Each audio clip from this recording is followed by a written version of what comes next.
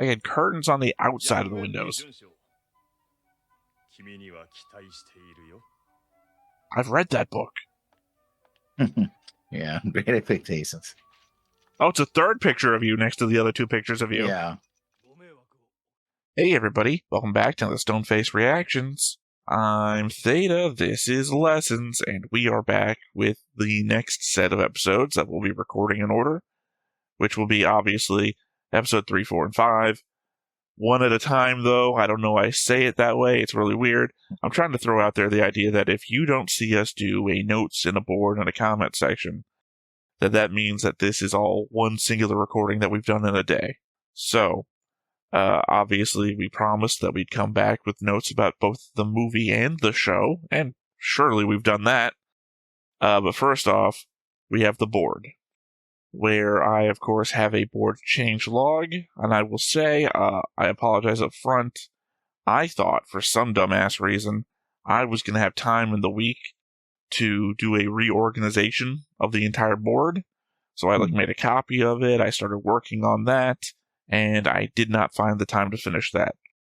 So as such, there are a number of side characters that have, I think, extremely minor roles, but I have no idea if they appear in the future, that I haven't yet added from the movie in the episodes. So, who I did add was Otto von Braunschweig, Gerlach, Mittermeier's wife, the Kaiser's daughter, Julian Mintz, Steinhoff, Erlach, Adalbert von Fahrenheit, Adam Rubinski, Pastol, Moore, and Vogel. I connected Otto to Klaus with a green line, connected Mittermeier to his wife, connected Otto's wife to him and the Kaiser as his daughter, connected Gerlach to Klaus with a green line, connected Julian Mintz to Yang Wenli and Kazelnu with a green line, connected Klaus to Ehrenberg with a green line, connected Yang to Job with a white line, connected Peta to Job with a green line, connected Otto to Flegel with a green line, connected Steinhoff to Ehrenberg and Muckenberger with a green line, connected Mecklinger to Mittermeier and Runetta with a green line, connected Mittermeier to Staden with a white line. They met in Officers Academy with a negative opinion. Connected Sydney to Alex and Job with a green line. Connected Fahrenheit and Meerkats to Reinhardt with a green line. Connected Peta to Pastol with a green line. Connected Vogel, Staden, Erlach to Reinhardt with a white line. Connected Lapp to Moore with a white line. Marked John Robert Lapp and Moore as dead. Marked Pastol as dead. He looked confused in the middle of that, so I'm assuming you saw something that you didn't agree with or understand. More like I completely missed it because I have a note about it, and clearly that note was wrong because I didn't know that the Kaiser had a daughter. You already knew that the Kaiser had a daughter. No, I didn't. This is a different daughter, though. No, you already knew that the Kaiser had at least one daughter. No, I didn't. Yes, you did. It's been on the board. I didn't. It's like one of the, I want to say in the first, remember that we've done, 51 episodes of Gaiden? I can't remember exactly. 56, actually. Well, the problem is I'm including the movies into that, so maybe it's anyway, we've done a number of movies of Gaiden. Number of episodes of Gaiden. And I think, in the first 20, we meet the Kaiser's daughter. I completely missed it. You didn't, you just don't remember it right now. We have talked at length about it before, the element of what is the, not hierarchy, what is the, what do you call it? Succession? Yeah, what is the succession? Because they're talking about the Kaiser's daughter and her husband's daughter, so I can't remember. Because remember, her daughter and their husband have another daughter, the one that we saw playing with the horses. Sabine, yeah. Yeah, well, that's what I'm saying. We've seen them before. We've talked about them before. This is a thing we've gone over, so I know that you just don't remember. Which is ironically another conversation we've had about memory. But yeah, I Yeah, have because I have a I whole was note confused about it. I because have a whole note the about it whole as thing I'm well. confused about it because Otto von Braunschweig is called the Prince, but I was like, are they referring to the Kaiser as the Prince, or are they referring No, to him as they the even Prince? say in the episode. Let's move on to note sections because this is clearly the thing that you have. I don't know if it's like anywhere near your first note or anything, but we're clearly already doing the note thing where we're going back and forth over confusion. So maybe just read that as your first note. Well, no, I mean, I skipped it because I didn't understand where was. So I guess it's not in my notes, but it was, and I guess I deleted it. I'm not really Okay, sure. well, I know I have a note about it, but we'll just consider this the start of the note section, and I'll start, but I'm not reading a note. I'm just responding to your thing. Um, there is a scene wherein Otto is being talked to by Klaus, I want to say, Yeah, and the Secretary Klaus of is State. Yeah. describing the element. Or no, sorry, he's not talking to Otto. He's talking to somebody else. I don't quite remember at the moment, but he is saying that Otto thinks that he has property rights because he married the Kaiser's daughter, and that's why he's the prince. That is like the second Klaus scene that we get in the whole mess. Not sorry, the way I'm describing it. We've seen Klaus before this, but in the 2 episode bit in the movie, that's like the second scene we get with Klaus. The first one is when he's talking to Otto directly. I can't remember who he was talking to the second time. Yeah, he was talking to that other 50 bastard that sent in the previous movie. Sent. Flegel? Yeah. Okay. Sorry, I have another note about Flegel's involvement previously and now, but it's yeah, that's when they're discussing not who Otto is, but Otto's, I don't know, uppityness, the element that Otto feels like he deserves everything because he married the Kaiser's daughter. And it's like, well, we already know that the Kaiser's daughter is married to a different guy, so this must be another daughter. And it's like, would he have another daughter? Well, yeah, why wouldn't he? Okay, so I'll read my first note. So now, Legends of Galactic Heroes Overture to a New War. So now it's the Secretary of State who wants to derail Reinhardt's rise to power. Funny things that none of the people who want to do him in know that Reinhardt's real goal is. They want to get rid of him for petty personal reasons and not the threat that he poses to the state. I was confused for a second. You said Secretary of State, and I thought you were talking about Wang Yenli and Job Trunicht, who's the No, that's Secretary Klaus of von Defense. Lichtenstein. Yeah. Well, yeah, that's what I'm saying. Is but you called him a title that would only work in the Alliance, so that's why I got thrown that we were talking about the other side. Also, oddly, when I was taking my notes originally, I got Wang's name all screwed up. Yeah, well, no, sorry, yeah, I just screwed it up. I just screwed it up here. I called him Wang. Yeah, no, I was calling him Wang. And Wang Li, yeah. No. I was getting the first letters of both parts of his name backwards. Yeah. So he was Wang on all of my notes. So yeah, I'm like, but wait a second, what the fuck? Klaus' title is Duke, noble title. His position is Secretary of State. Right, no, I'm just saying I would get more used to thinking about Job Trunicht because, we met him, and you might have forgot this too. I think you did when we were watching the movie. We met him super early in the first arc of Gaiden, so... And I have specific thoughts about Job that I can't go into here that I just still remember him from thesis. I have no real strong feelings about Klaus other than that he's like the new group. There's like certain segments of people who oppose Reinhardt that are of higher stature in the Empire that I feel like you can do the Dragon Ball Z thing. Okay, is this Vegeta era? Is this Frieza era? Is this Cell era? Like, alright, are we on God, I can't remember her name. The first one from Gaiden that was anti-Anna Rose that we then went after. It's like, is this her era? Susan Vaughn. I have a note about her, so don't worry. I will remember her name when I get to it. But it's the element of, is it her era? Is it the Flegel Muckenberger era? Is it this new era where it's Klaus and Flegel? But again, my point being that the reason why they are opposed to him, everybody's like, "Oh, this guy's an up and comer, and he's disrupting the status quo." But none of them realize that what his actual goal is. Otherwise, he would be in a dungeon somewhere, facing execution. I don't know about that. It feels like the element is that they know he's untouchable, but they also know that the Kaiser isn't gonna like meddle.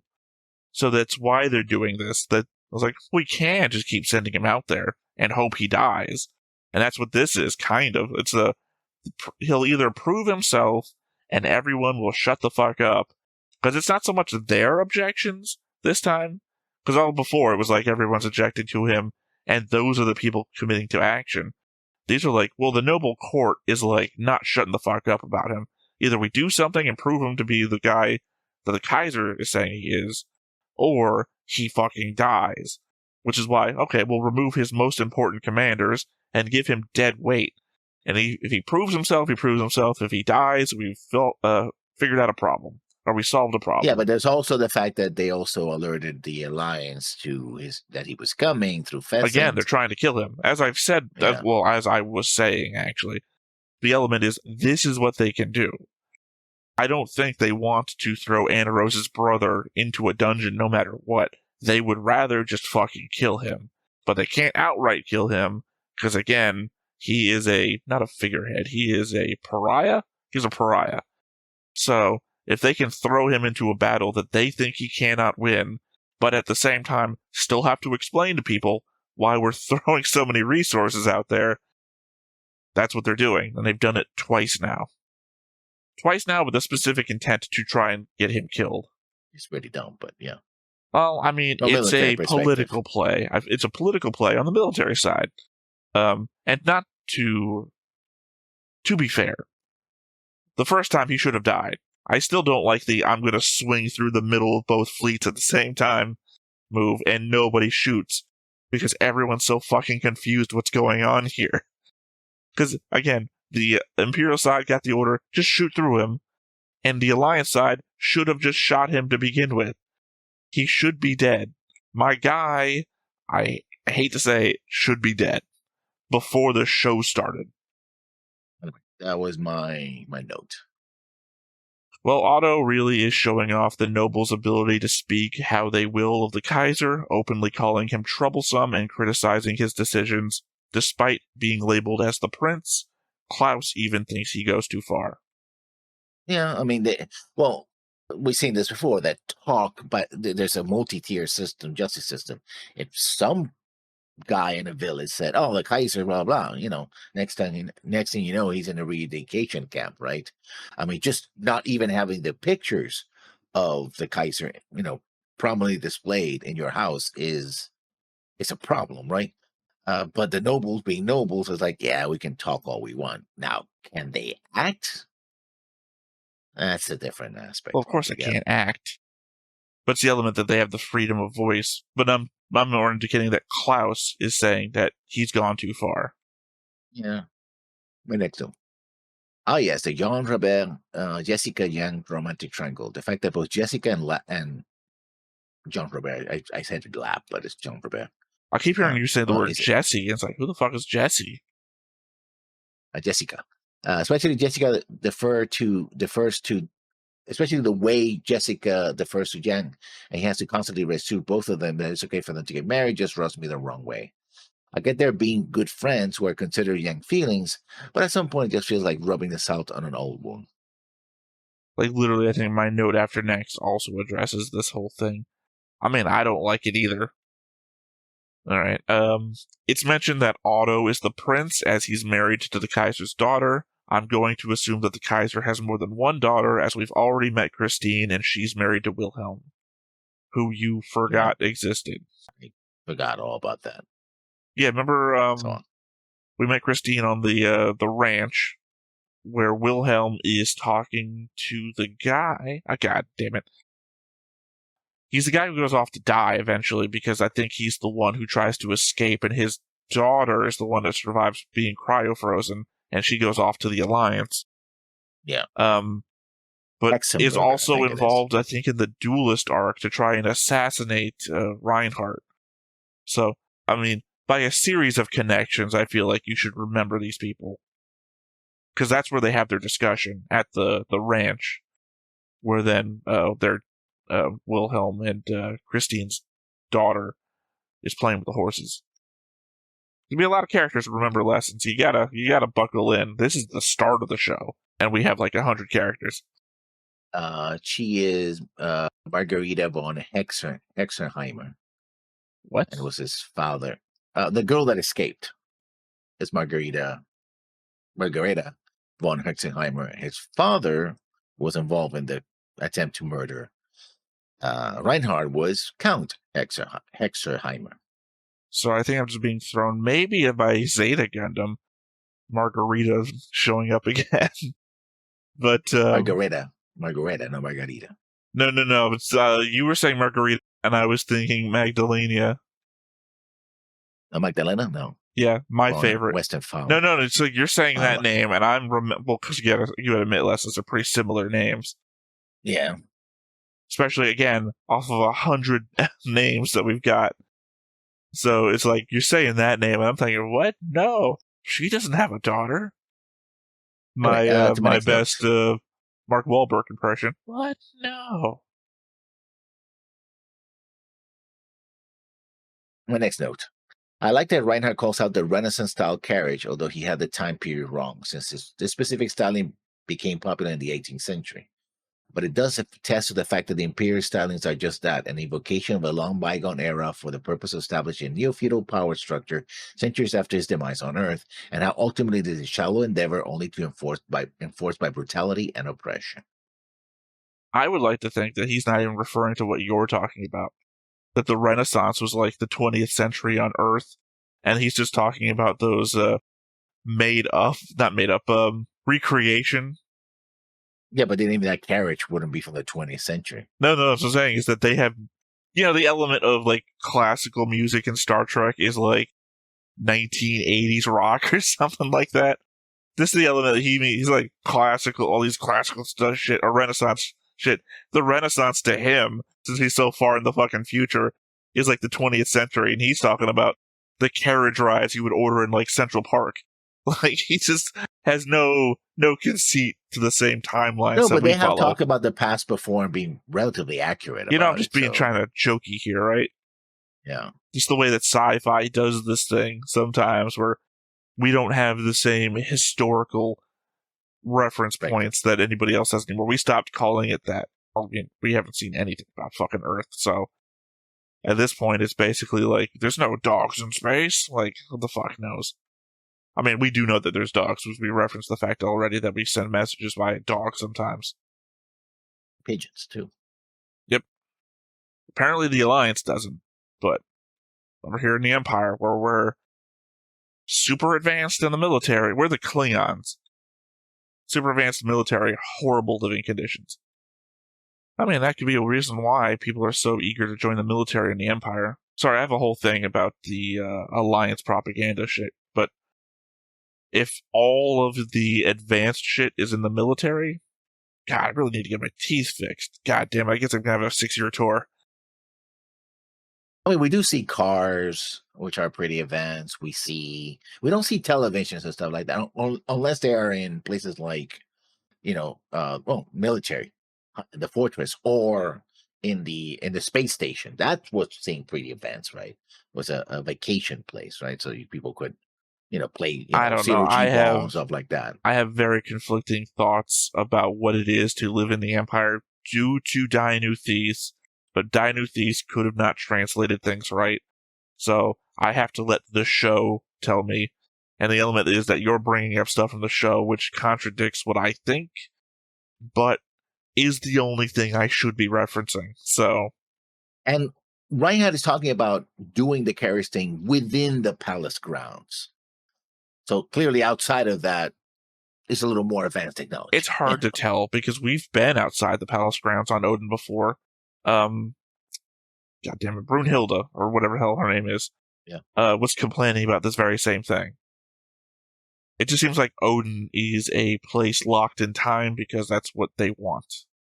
But doesn't the Margress have a car that she's running around in the car? Yeah, You're talking about the her. I'm talking Baroness. about the one that was against Reinhardt from the very beginning of Gaiden. That her and her Dr. Glasser are riding around in a carriage as well. And they're like, I fucking hate this. Because But also, they also you were might using a remember there was the computer woman in there with her later on on. a tablet Using a, in the yeah, carriage. So it's like, yeah, like I said, they're doing what they want, or they're doing what they're yeah. told. But yet normal, you don't see computers in normal people's homes. You don't even see TVs, which is kind of weird, right? I mean, isn't it could be a better society, but it wouldn't be that bad. It could just be an agrarian society that has higher technology. You know, we live a normal, quiet, peaceful life. If we have a health problem, we go into the city, and we have sci-fi technology there. But in other cases, but here also, well, I have no knowledge about more sci-fi high technology on the military, but that's later on. So yeah. The whole Yang Lap Jessica triangle thing, I think, makes Reinhardt and Kirchase's relationship seem that much more stable. Kirchase knows the two people he wants, just can't say or do anything about it. Anna Rose is stuck where she is, and Reinhardt is climbing his way up to free her from that. Jessica has a thing for Yang, to the point of looking disappointed at the prospect of marriage to Lap, and Lap, who has to break the news to Yang as though he needs permission. I feel like, despite Reinhardt and Kirchase's relationship essentially being a hostage situation, it feels healthier than whatever is going on the Alliance side. Well, yes and no. I think the problem in the Robert, Jessica Young scenario is they haven't moved on, right? Everybody's trying to be considerate of each other's emotions, which is healthy, but we don't get the feeling like, okay, It's not. you had your shot, you did the thing, we move on. The only person I think to be thinking that was like, yeah, it's like, listen, I get it. You guys moved on. You are okay, right? No problem. Whatever feelings I have, it's my Now deal. Yang is And regretting it too. That's why he got drunk that night. Um, it's not healthy either. Shit. Sorry. You said he moved on, and I was like, no, he didn't. And then I completely forgot I didn't just interject, no, he didn't, and just left it there. That wasn't I had a whole thought going on, and now I can't remember why. It was, interdependency. It is yeah, unhealthy because it's codependencies. heavily interdependent on each other. That's why Yeah, one has to, hey, I'm going to get married. Is that all right? And then he's like, yeah, they haven't moved on. None of them have moved on, even though it yeah. seems like they have. They all given looks to one another. It's heavy interdependence. At least they should just form a Molecule. a polycule. At least that would make sense. Well, the story took care of that, but we'll get to it. Yeah, but it took care of it after we established that Lap and Jessica were going to be the thing. So now Yang is like, well, I gave up twice. In fact, I've given up twice now after I proved that I couldn't dance the first time. And then she called me out to dance again, thinking I'd be better. I don't know. Maybe don't determine all your relationships off of one dance. Short note here: the age of adulthood in the Empire is 20. Oh, sorry. They No, mentioned that no. I was thinking about the Alliance. That's why. Because I guess the age of majority in the Alliance is 16. I think that's kind of different. That's I have a note about that. That's the age you can join the military, but Well, that's I'm saying the age of majority in the realm of the age that you have consent to make decisions on your own legally. Well, it depends on what kind of decisions. If you can join the military, then I assume that's the age of you can make most decisions on your own. I don't know. No, There's the logic behind it, but then there's also like the element that you can join the military in the United States at an earlier age than you can drink. So who the hell knows? or own a house. I'm applying logic that a logic might not apply to. We know Anna Rose is Reinhardt's weakness. It only shows that much stronger when he reverts to a childlike state in front of her. I mean, through Gaiden, we've just kind of been in a harsher mood, and we got to visit her because everyone around her was having problems that we need to solve. Now that it's one-on-one, it's kind of like it was before all of that, just reinforcing in my mind that she's eventually going to be used against him in a far more direct manner. You don't put in scenes of a character being happy like this, if not to remind us later when we hurt him. It's a possibility. I didn't think about that, but it is certainly a possibility. Well, we But it get so depends. many shots with Anna Rose in Reinhardt, or him remembering her later and everything like that. And it's like, what's the purpose of this other than to remind us of his mental state, his goals, and then, you don't draw Reinhardt happy for no reason, if not to remind us later of when he was happy.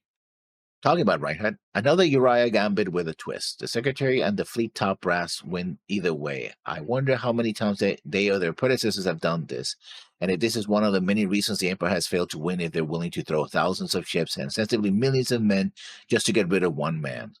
And furthermore, leak the operation to the enemy in order to guarantee destruction or humiliation of that one man. I don't know if it's a win-win for Klaus.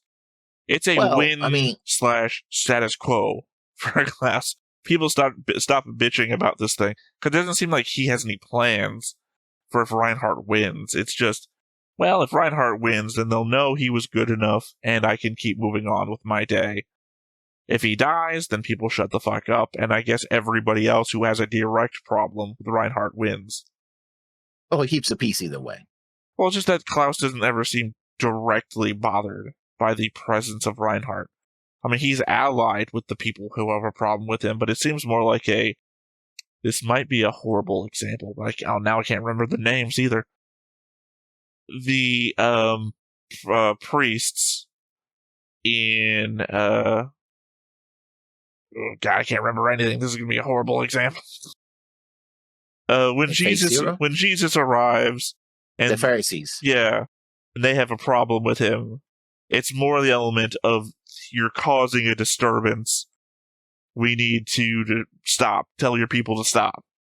Yeah, that sort of thing. It's like, you don't exactly win for taking out Jesus, but stuff returns to the way it used to be. It's a status quo thing. Well, if you're the Secretary of State, I think defending the status quo is kind of your job. So either way. Right. I'm saying he wins by status quo, but I don't know if that's like a win, because he doesn't win anything for it. It's just, okay, what's the next fire sort of scenario for you at that point? Okay, so sending out, Okay, so sending Reinhardt out to prove himself is something of a conspiracy between Otto, Klaus, and Ehrenberg, and maybe a little bit of Flegel. Not so much unlike the last time with Flegel and Muckenberger. Reinhardt just keeps getting tested to silence the Fleet Admiralty and the nobles, and keeps succeeding, which should go a ways towards showing that enough is never going to be enough. They've been complaining about him from the start, and there has never been enough evidence for their liking that it hasn't been nepotism earning his way through, despite his victories. I mean, that's just prejudice on their part, right? He's a low-born character that seems to have risen to power because of his connections that they don't have. So it's like, that's never going to really go away, no matter what he does. God damn it, brain. Examples all around, but I can't think of their name. Sharp. That's what I was going to go with. Sharp. Yeah. You've seen the Sharp series, right? Or maybe read the Sharp series. I didn't read it. I only watched the TV show, yeah. Yeah. Well, they're kind of more like just movies, like a bunch of movies. So they're always like an hour and a half long. Yeah. But yeah, no, Lowborn getting promoted has to keep proving himself to his commanders. But a few people do actually believe him, like, Oh yeah, because he raises people up with him along the way. Although, to be fair, yeah. Sharp isn't trying to take down the King of England. No. Frequently has to retrieve the king's colors, or, bring back the, what do you call it, the thing for the French? The eagle. Yeah. The man who loses the king's colors loses the king's friendship. Love that show. Movie, whatever. Movies. Talking about, no, I haven't got to that a moment yet. Well, then we won't be talking about that. Yeah. If you ask Yang a question, he will answer truthfully. And when he did answer truthfully, he made sense. Too bad his boss was unwilling to listen. That was the undersecretary for whatever he was. Which When they're one? in You're either referring to him on board the ship, in which case nobody was listening to him, or you're talking about his conversation with Job. we see where are the civilians here, High Council. When the Secretary of Defense job confronts him when they're all in you know what? Actually, just hold that thought because my next note is literally that thing. So, Job's back and forth with Yang is a bit confusing. Yang is telling him a well-supplied fleet that outnumbers the enemy and has a clear plan is what will lead to a victorious outcome on the battlefield. Job questions if the soldiers' lack of talent becomes a problem, to which Yang agrees but states that you can make up for a lack of quality with quantity, which is where I get messed up, because Job implies that Yang doesn't think battles are won by numbers, which is antithetical to what Yang just said. But Yang responds, essentially, with that's just an excuse for someone that couldn't find the numbers, and that it's unusual that a minority can beat a majority, as Reinhardt is going to do on later. Not knowing that yet, though, this kind of makes Yang either look not as good as we consider him, or he's backbiting the Secretary of Defense for never sending them with enough people because he's doing a shit job of recruiting and meeting demands. Either way, he's still advocating for the Zerg rush to the Secretary of Defense. Well, I mean, what he says does make sense, and he's basically saying to the Secretary, because it's not the first time he's complained that he's not being given enough resources.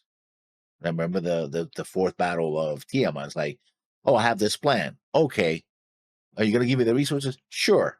And he didn't get the resources, and he was forced to half-ass it, right? Again, well, my problem isn't that what he is saying doesn't make sense. I'm saying that the conversation doesn't make sense because, again, Yang says that you can subvert not having good quality people by just having more people, and then Job says, what did I just say? Anyway, the Job says basically the opposite thing, that Yang doesn't think that what battles are won by numbers, which is not what Yang just said. That's why I'm saying it doesn't make sense. That if you say one thing Yang and then I say says, that you're disagreeing with yourself, we'd have an argument because that's not what I said. But they just keep going. Also, the element that I feel like among characters, Yang should be the one who's pushing for talented people, not that we can just replace them with better numbers. Also said a good plan, a good initial plan will work. And he's saying that most things are usually done on the battlefield. We need to have the numbers and the people in place and a clear goal. But after all that's in place, you figure shit out on the battlefield, is what Yang said. No, he says strategy, which is not simply a goal. I think it actually goes beyond that. I'm using the word goal here because he uses very specific terminology that I haven't written down a giant quote line for. So he basically says you get these things out there ahead of time, and then you figure it out when you're there. When I'm boiling down into goal, it's more clear, mostly the element of have a commander that has a very clear, what is it, like Weinberger Doctrine, first part, have a clearly defined set of goals before you enter into a war. Well, here's the thing. I think also, basically, I think what Yang is like, give me the resources, and we can win this battle. And Job is saying, well, it all depends on who happens to be in charge, and you're not in charge. So, I don't know. You didn't really say that. It's the element that he is just going back and forth with Yang, and then Peita is standing right next to him and getting pissed off. So he's just like, hey, buddy. And then they walk off together, which is weird. I don't know why Peita gets to get out of line and just walk off with the Secretary of Defense. Because he's an admiral? Doesn't matter. He's in a line with other people. There was people past Peita. Presumably, Sidney Sidhole should probably be in that line, who outranks him too. So why do you need to walk with the aides? I guess you're walking with the aides. Anyway, I just didn't think it made Yang look good. I don't particularly want the guy who's supposed to be on the good guy side of things, who's supposed to be the one you're rooting for, advocating for the Zerg Rush attack. I don't think he's actually is advocating for He's the advocating Rush, for more people makes up for lower quality people. And that is literally a Zerg Rush tactic. I'm going to send out 1 million Zerglings. Aren't they the cheapest unit and the most easily killed? Yeah, but there are 1 million of them. And not for nothing, that is Job's plan, as we know by the death count of this battle that we just witnessed. Was it 1 million, 2 million dead? 1.5 million. I would say that falls under the 1 million to 2 million dead that I said. Yeah. Well, that was in his plan. The plan was that how he executed the plan, right? He had the numbers, but he didn't have the progress. I'm not saying that Job's plan was to get 1.5 million people dead. I'm just saying that sending numbers alone isn't what you need to do. It very clearly seems like Reinhard is trying to assemble a group of talented people. That's how he got them cut out from under him. But it's also, what's the other? It's ironic I had a hard time finding him on my own board because he's like the only other blonde dude in the whole group. The one that's with the other guys playing the piano. He's not the one playing the other guys. Talking about the people that are in Reinhardt's command for this thing. Quality people is all I meant to say. So I had a whole point there, but it just kind of escaped me. I've been talking about too much already. Yeah, well, I guess I'll go to my next point then. Interesting that those that seek power in the alliance, civilian government, avoid military service or at least risky posts so as to survive, while in the empire, those in power tend to seek military conflict, not everybody, of course, so as to prove their prowess, but also inflate their personal glory and egos. Now, once again, we're in line with our notes, except mine is only like 2 sentences. I wonder how Job managed to be enlisted and never be sent off the capital. I guess he has or had some good allies in the system. We know that the Alliance has a mandatory conscription. It has conscription, yes. Yeah. For some reason I keep thinking of the Israeli system, where everyone serves. Versus the Empire, which I don't think has mandatory enlistment because it's implied that you could go work at a factory or something. No, I mean, well, because I think it's also conscription. Oh wait, sorry, no, I'm thinking. Never mind. I'm thinking of a different thing. I was thinking of the guy that we met that we find out later dies in like a camp or something, and I remember I forgot for a moment. That's not Reinhard. That's Kerchase talking to him. Yeah. For some reason, I thought that was in the Alliance, so that is the mandatory.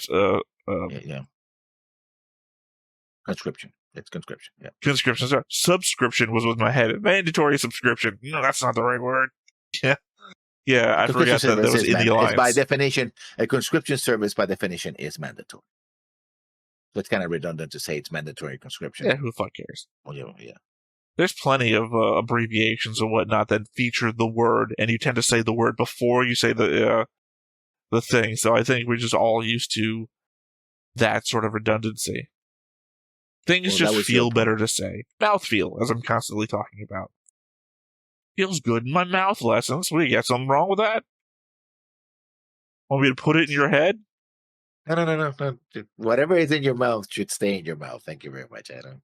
To be fair, most of the things that go in my mouth go down other holes, too. I just want to make this the whole day, Lessons. You want to be like, put it in my head. You started. Good mouth feel. Yeah. My next point, anyway, because you answered with your own point. Andro's questions about Reinhard will do should be in the minds of all those that oppose him.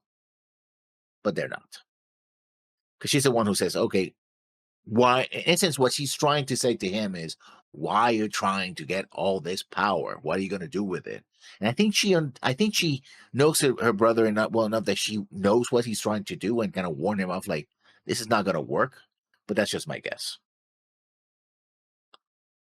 I mean, we don't really get a lot of insight from Anne Rose. She is mostly just I don't want to say damsel in distress. It's just the element that we just don't get a lot of voice from her. You know, it's like, you boys take care of yourselves. You're the only ones you have. Sad look to camera. Well, she did ask a good question there. Yeah, but I mean, to what end? really, because no one vocalizes anything else about it. You just get what you're thinking she's implying by it. And then Reinhardt doesn't really say anything other than I'm halfway up a mountain, maybe. I hope I don't fall off. He's just been trying to be coy about it. Like, I know. It's kind of funny. The start of the movie / episodes is before Kerchase and Reinhardt go on vacation. Though we only really saw Kerchase as a part of it in Dishonor. So the gap between October, when they get the dispatch, and we know that they didn't give us a date for when the battle happened, but we know it was in the next year when they get deployed. There's just this mystery while they go on a vacation. Because again, this starts in October. We know that Reinhardt and Kerchase No, this go battle is Lessons, after. stop. You did not pay attention, apparently, clearly. I said this starts by this movie and the episodes start in October. The battle starts in the next year. So, if you let me finish, this starts in October. They go on a vacation in November, not featured in the movie or the episodes, obviously. And then the battle. So it's just funny to think of all this setup and everything. And then they went on a vacation. Yeah. Oh, to my next point then. We finally see Pheasant and how they survive by playing both sides. I mean, we've seen Pheasant before. They've been mentioned before. We hadn't seen it before. Well, we technically have seen them. We just haven't seen any people. Because remember, Reinhardt and group went through the Pheasant corridor, and then they talked about the people that they had to interact with there to get information and whatnot. So we've seen them be information brokers before.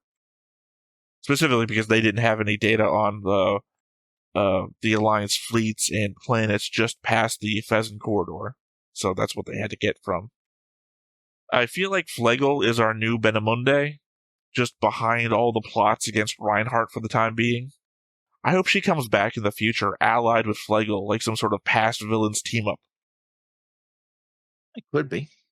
I'm just like applying shonen tropes to this very political grand opera, right? Just, I hope our old defeated villains come back one last time. My next point, talking about military service and the age of adulthood. So military service in the Alliance starts at 16.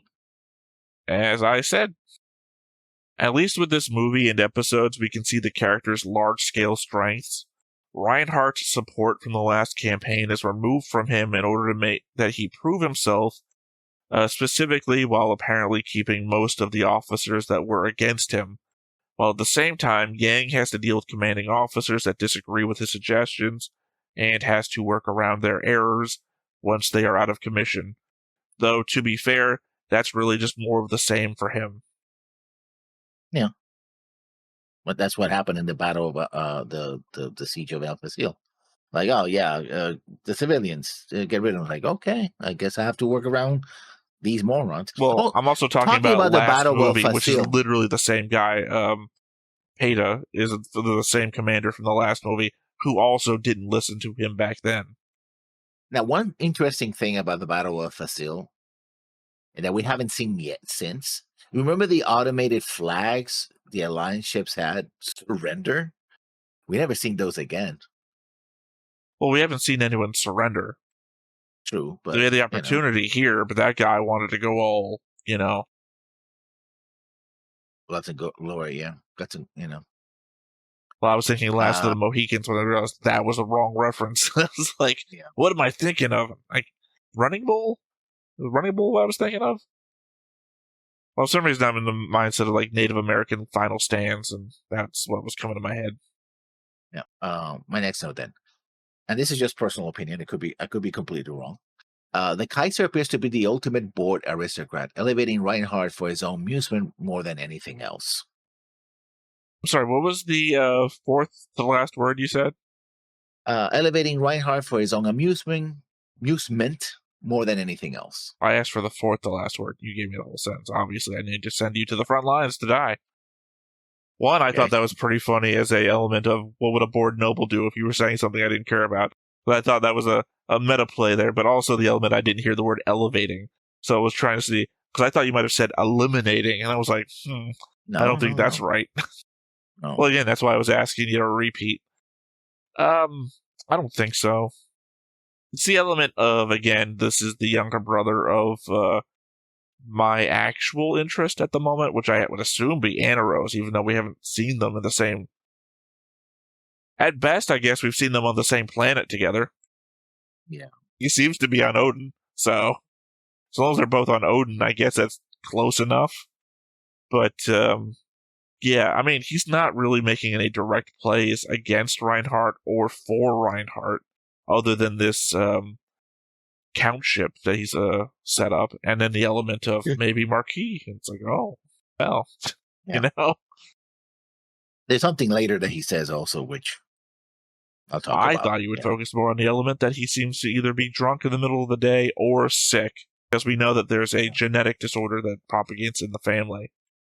And not for nothing, I got two guys propping me up.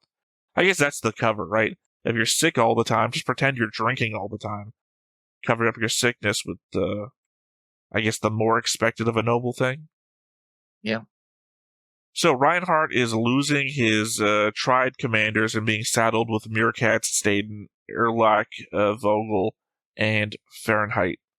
I should also comment that in the translation that we're looking at, it's both said Vogel and Fogel, V or F.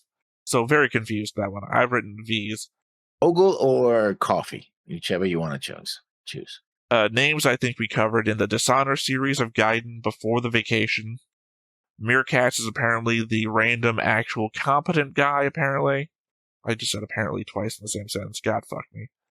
Staden was a lecturer in tactical theory who couldn't turn to actual battle from theory. Erlach and Vogel became admirals by combining. Where the hell is my brain at today? They became admirals by coming. What? Erlach and Vogel became admirals by combining a total of 16 personnel matters. So I guess implying that they are as untested as Staden. Fahrenheit's flaw, I guess, is that he's lazy, it seems, despite the fact that he's the only one to apparently voice support for Reinhardt's plan. I mean, we see him on Vanguard duty, and the reputation seems wholly undeserved. He's the white-haired guy. He's also the youngest one. He's also the youngest guy, so maybe it's I don't know that he's the honestly, youngest. They don't ever claim that he's... Well, I don't... You say that. He certainly does. He certainly looks younger than Meerkats, who's the old man of the group. But the other... I mean, I don't know. It's hard to tell. It's hard to tell in the show. Unless you're incredibly old. If you're not Grimmelshausen, then... Or the Kaiser. Yeah, but to be fair, we don't... I don't know. We barely ever see the Kaiser. And then when it is, it's like there's no one around him but young people, so it's hard to tell.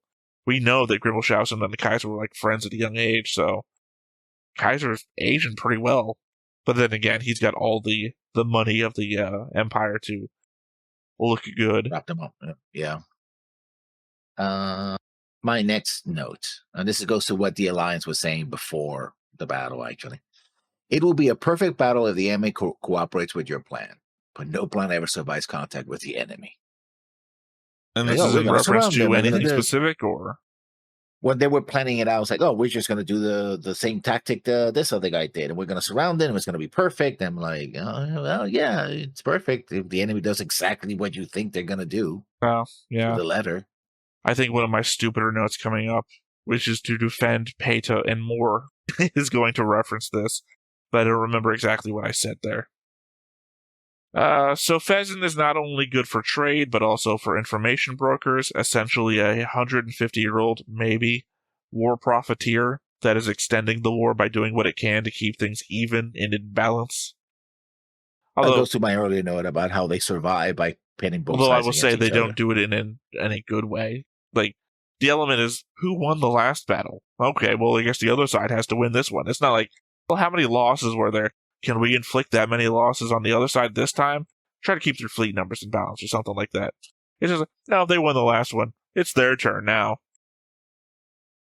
Yeah, it simplified the equation, I suppose. I don't think we need to simplify this considering how many episodes are going to be in front of us.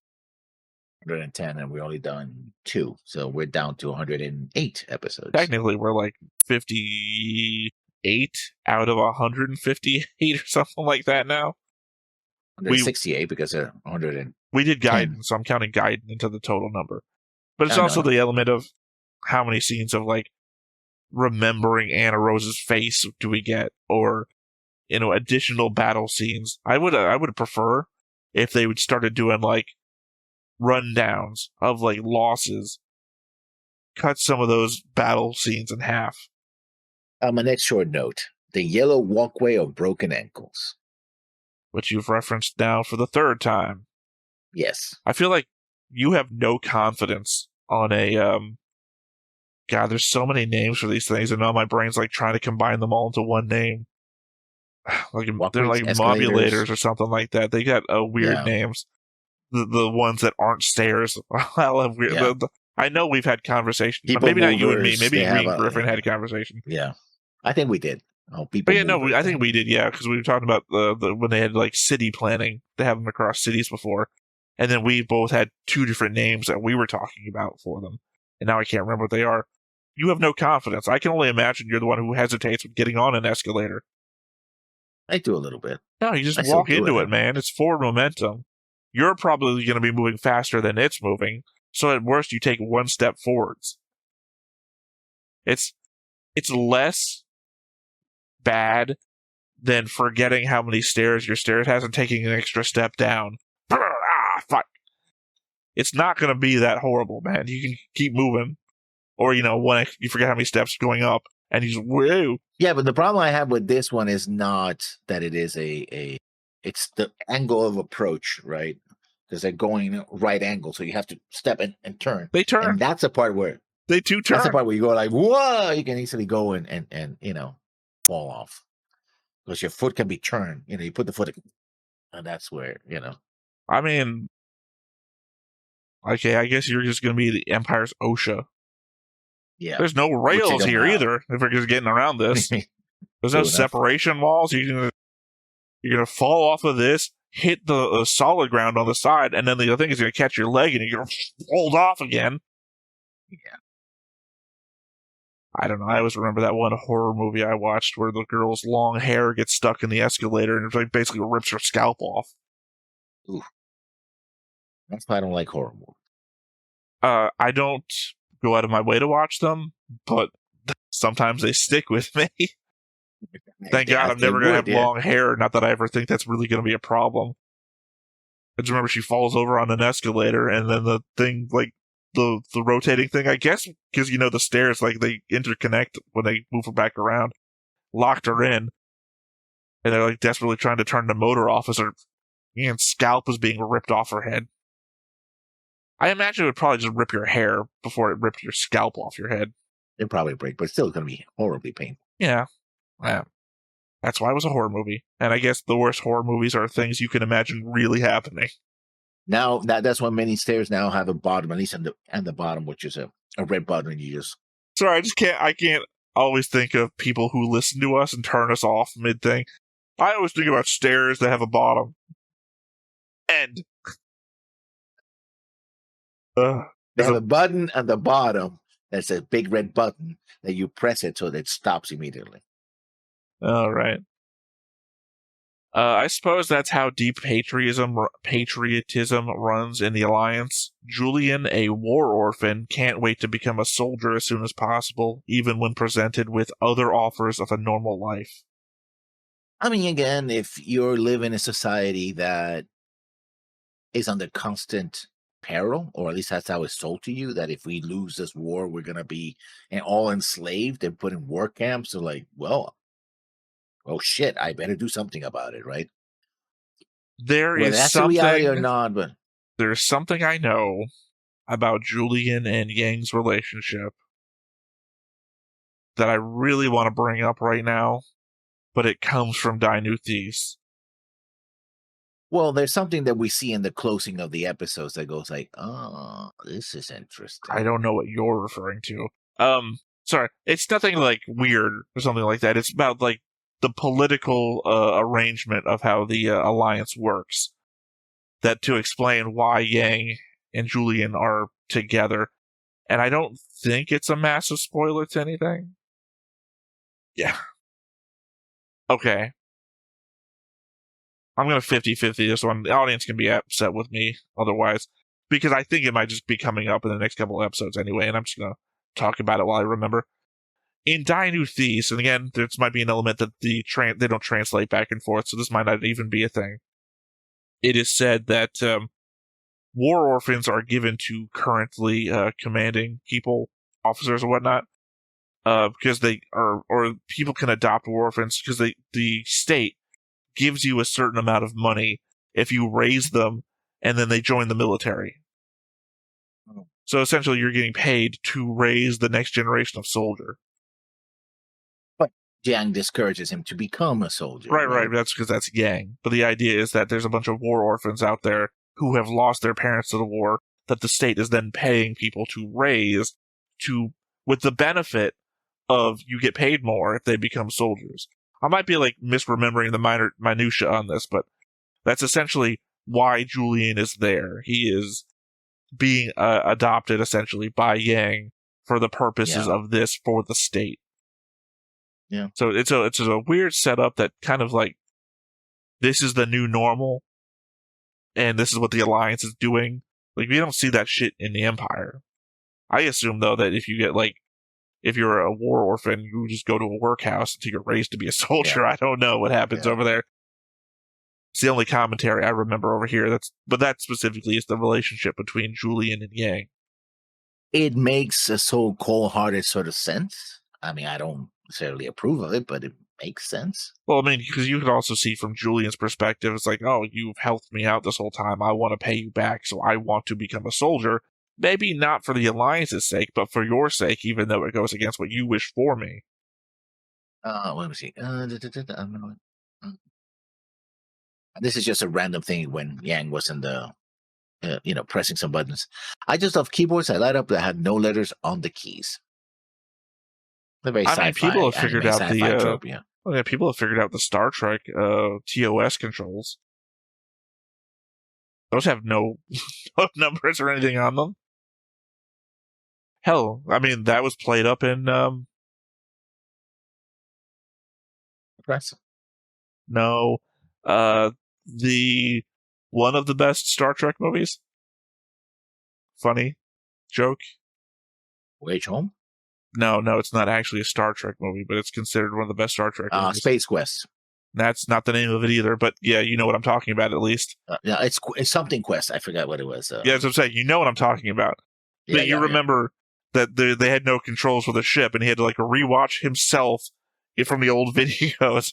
All right, I did this, and apparently the ship did that, so I'm going to figure this all out by watching myself. Which is similar to what the people who figured out what the TOS controls did must have done. Reminds me of something about and from Firefly.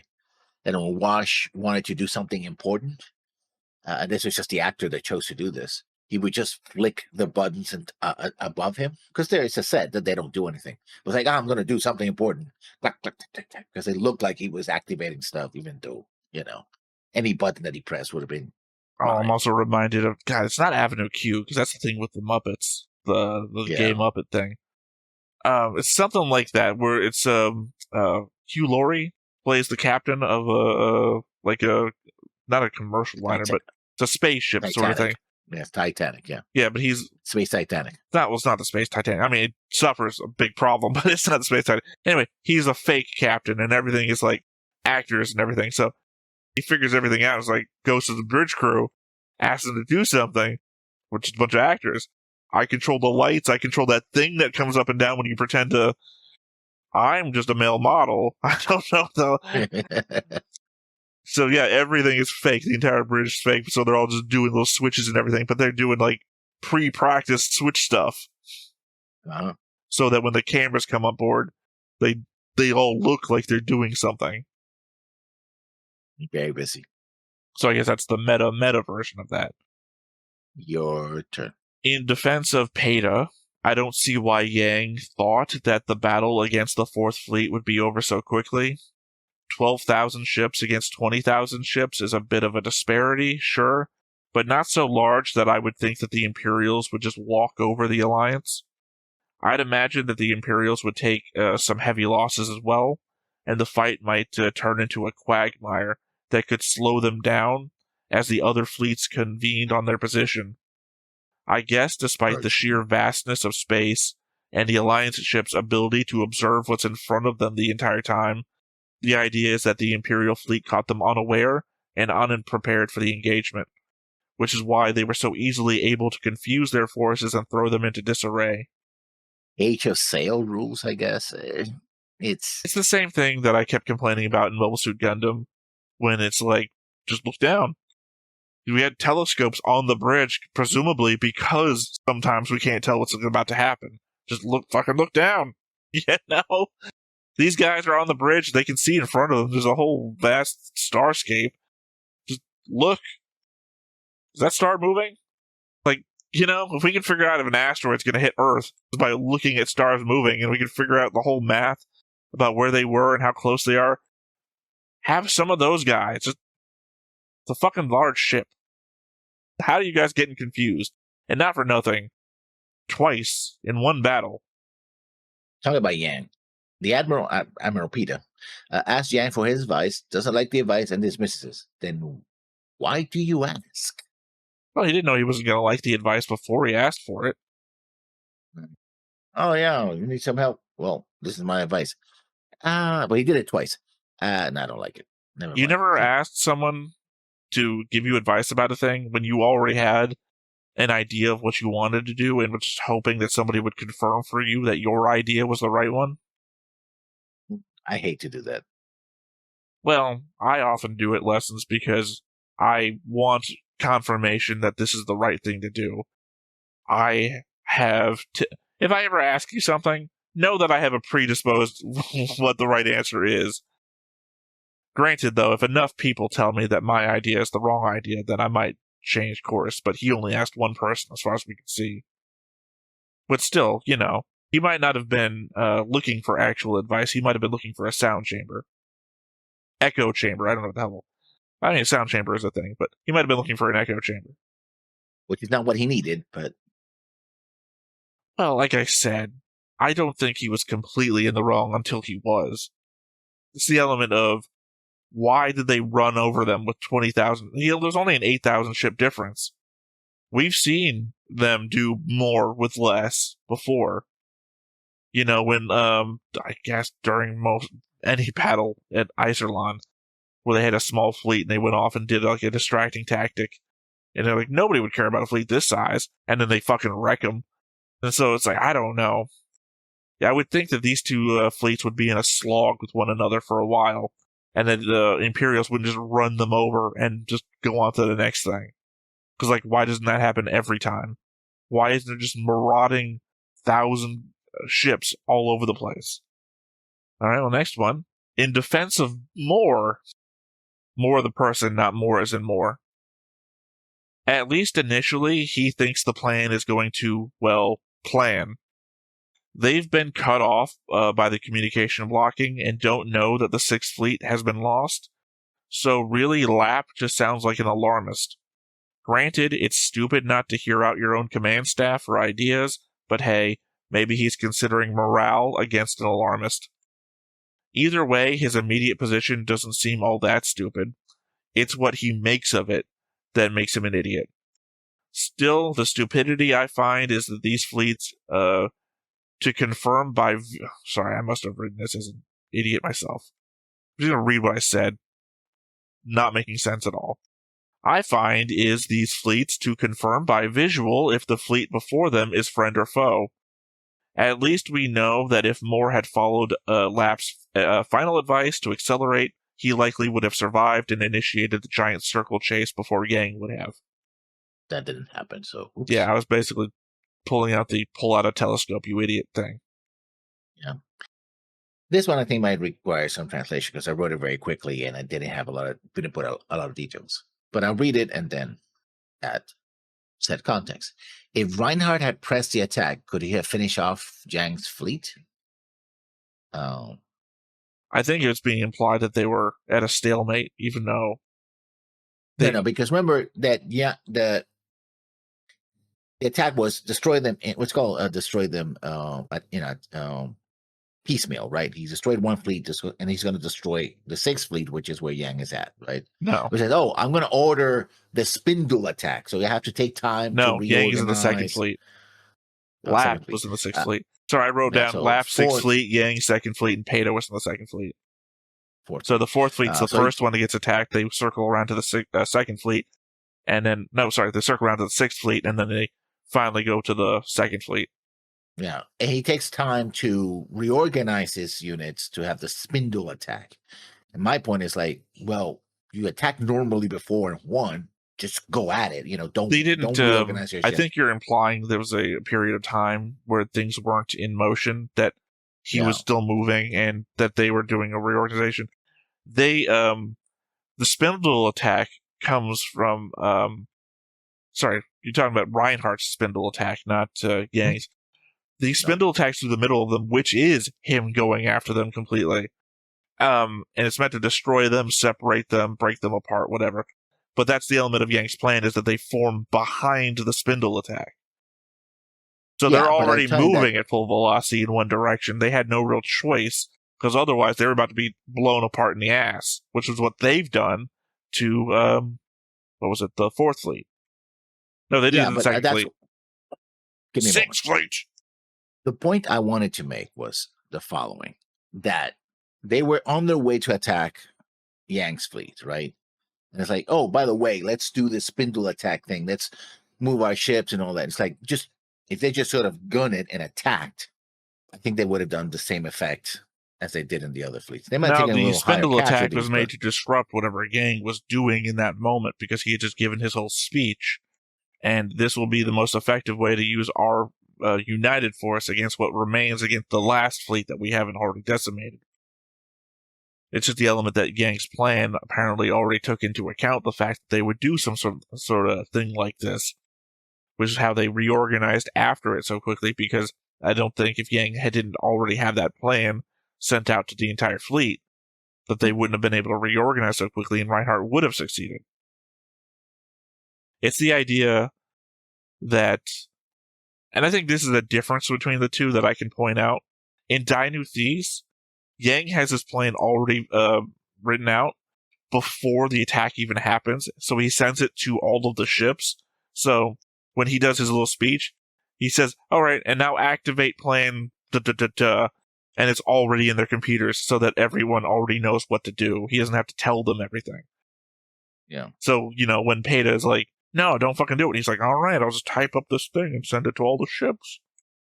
Well, that was my note. Again, as much as Reinhardt is my guy, the brilliance of his tactic was the incompetence of the Alliance commanders and the establishment of a generation of commanders set in their ways, and of performing previously successful tactics until they are countered with zero innovation. We know the Alliance had two people that saw right through Reinhardt's attack and could have easily countered him, and those were just our point of view characters. There could have been many more that were just as equally being ignored by their chain of command. Yeah, but I mean, here's the thing. I think I said in a previous note. If the enemy makes all the mistakes and you don't exploit them, it doesn't matter how many mistakes the enemy makes, right? My point is that Reinhardt isn't a tactical genius in this fight as he's being made out to be. The Alliance is just a bunch of fuck-ups. And we see that there's plenty of people in the Alliance who could have defeated Reinhardt. Yeah. Like, two guys are point of view characters, and you put a sample size of how many people are on screen here versus the million of people that we know were here to begin with. So, how many people on every ship could have figured out Reinhardt's strategy and just defeated him? I mean, this is big man history, so the implication is that no, only these selected people would be the ones who will be geniuses about it. But again, it's not. Again, Reinhardt is. I mean, it's literally Legend of the Galactic Heroes. Reinhardt isn't coming in with any big innovations here. It's the element that nobody else is innovating at all. Again, it'd be like if, what did we do to defeat this 150-year-old tactic? But my point is that you're arguing on the side of the Alliance commanders here. No, that they are doing things the way that things have always been done. That tradition is why they're not and the stupid. Empire too is doing the same thing. Well, no, Reinhard, I'm not saying that. they're arguing against him, but they're still doing what he fucking says. And then again, Reinhardt's genius is that he's just not doing the same thing everybody else did. Which it seems to be the tradition of the Empire as well, because he's the one that stands out among the Imperial commanders, because he's the one who breaks the rules that other Imperial commanders would have followed. Remember, this whole setup was designed to get him killed or humiliated. So the I would expectation argue was that he not was going to also fall into that trap. I would also say that's not also true in that the fact that he had to get people removed from his command who obviously would have also been like him. It's more of a generational thing than a tradition thing. That's why we had so many old commanders saying, I guess it's not our thing anymore. Well, it is a traditional thing because traditional things are generational things. No.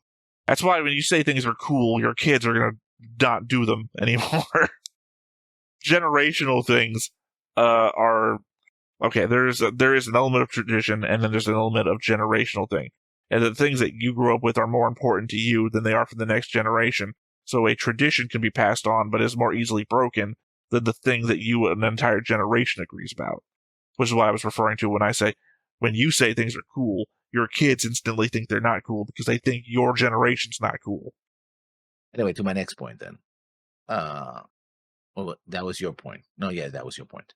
My final for the movie. I have more for the TV series, for the 2 episodes. In essence, Yang used Reinhardt's trick against him with a twist. Reinhardt forced the middle to break up the enemy and defeat in detail. Yang allowed his middle to give way so that he could surround and then move to Reinhardt's rear. I just don't know. Sorry, I didn't clear my throat in the mic. I just don't know if there's anything I can add to that. Because that is what happened.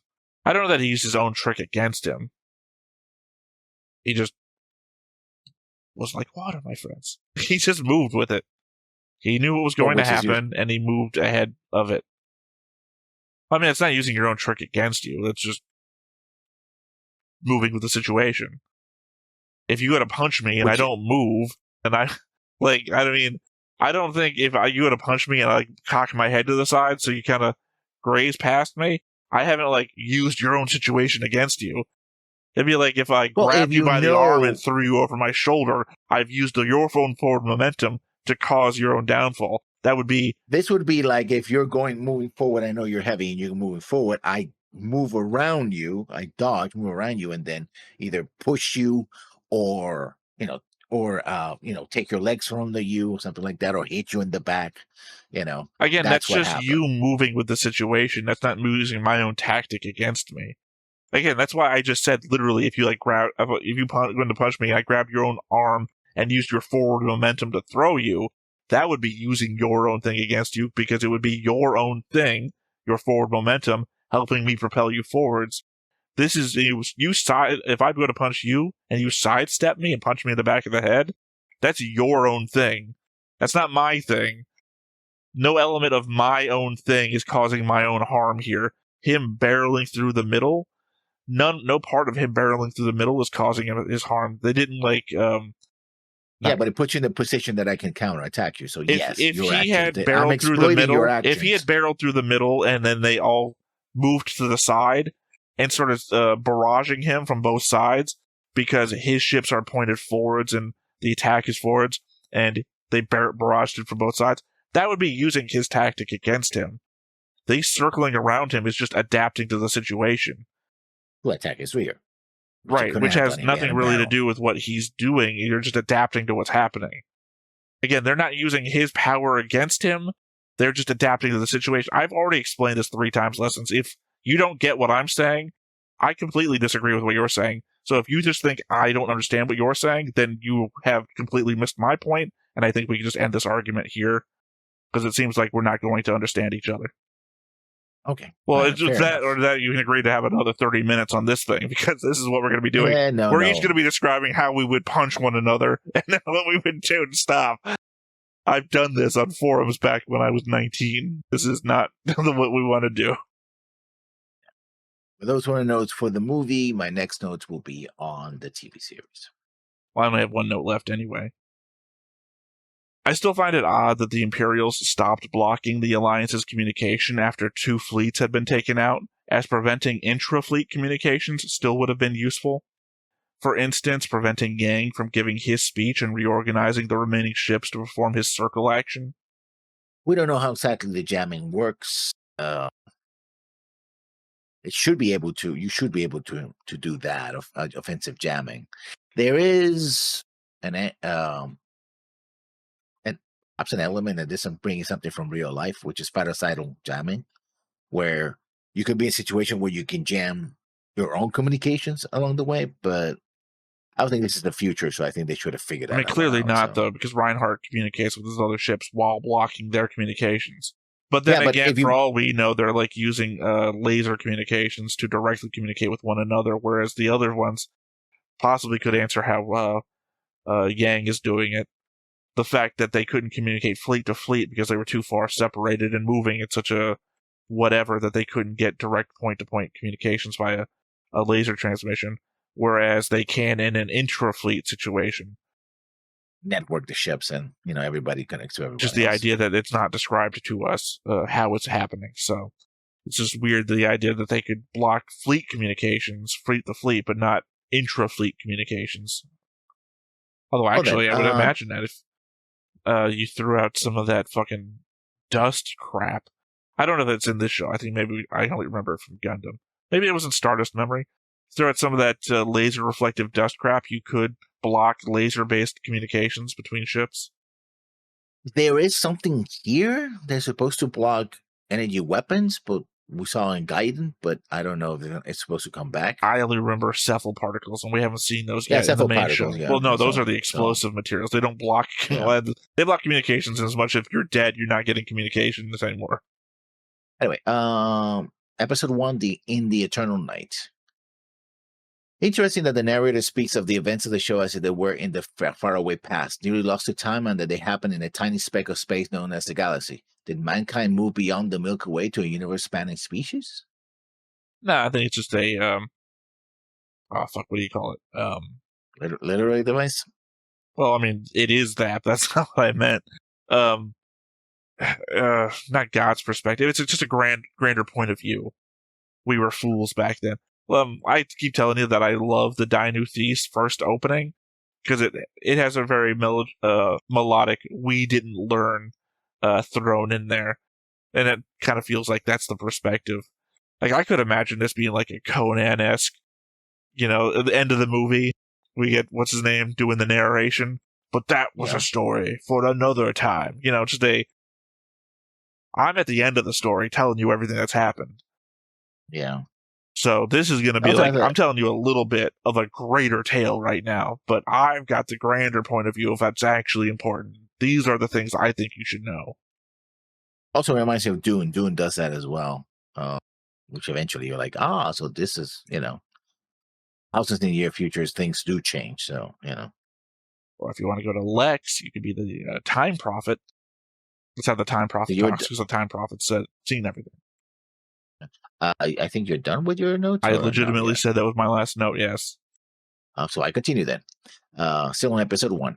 It's interesting that we see Pheasant so early in the story. It's also interesting that the leader of the territory has a noble title, one that is closer to the way the Empire operates, but their clothing and architecture matches the free planets. Even its symbol closely resembles the Imperial crest. The question, or questions, is how and why did they manage to gain a level of autonomy, but did not join the Alliance? You didn't even mention that it was Landshire. Yeah. You said he has a title, and then you didn't say the title. Yeah, I didn't bring this up before when I showed you the board, and I guess I didn't even zoom in on him really. Rubinsky. When I did the original board for thesis, Griffin had a laugh for a bit because I did the same thing that I'm doing here, where it's like the nobility at the top and the military in the middle and commerce at the bottom. And it gets pretty long on that one. By the time Pheasant shows up, you call them Pheasant, which I also was having a little laugh there for. Pheasant. Yeah, same thing happened essentially in thesis. Is you get Rubinsky and his servant, which I have both on the board here. So it's just these massive connections all across the Empire, all across the Alliance, and it's Rubinsky at the top, this giant line that goes straight down to the servant down in the civilian section. Next, Reinhard uses threats instead of logic to have his commanders fall in line and follow his plan. This time it's like, if you don't do what I tell you, I'm going to harsh punishment to the Imperial law. And they're like, okay. Well, I sure, mean, if you're not going to listen to reason, why not? Yeah, but in the movie, he's like, oh, this is how we're going to do it. And they're like, well, this is how we're going to do it. Okay. Well, I mean, in Gaiden, cool. It's very much, we had the conversation that they're just going to listen to me. You know, that's his opinion. They'll just have to listen to me. It's like, well, no, that's the entire point that we're making, that sometimes you have disagreeable officers who are going to do their own fucking thing. So, yeah, it makes more sense that he'd have to discipline people rather than just tell them what the most logical thing. I mean, that's us lessons. I always feel like I'm telling you the logical thing, and you'll disagree with me because you have your own point of view. Same thing for you to me. You'll say what you feel like is the most logical thing. Yeah, well, next up, the first time we see this is the first time we see the Kaiser and then Rose in the same place outside of Kirchai's nightmare. Lichenlader, which is the Secretary of State, mentioned that this is a punitive expedition.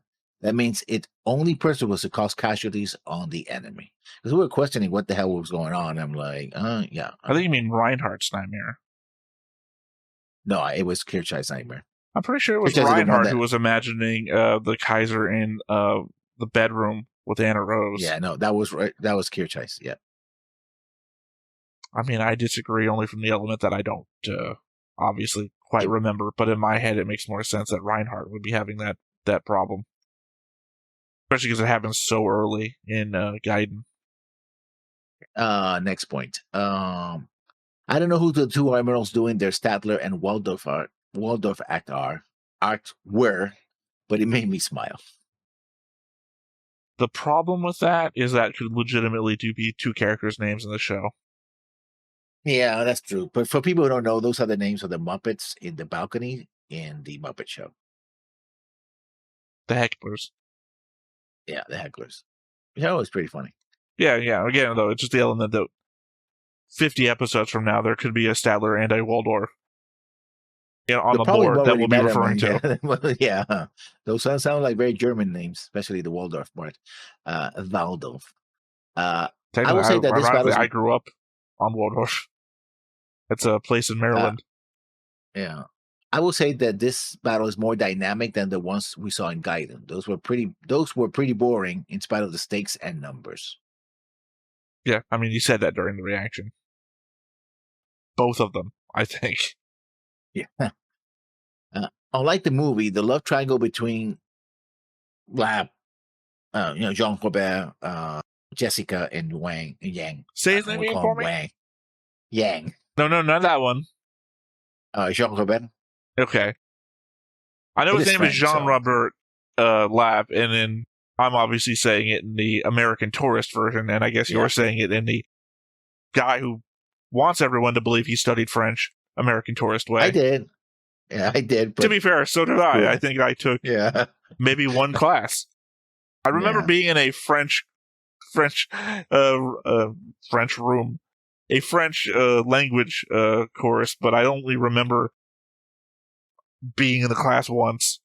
Ironically, took a full year of German, so maybe something went wrong there. Maybe for the best. And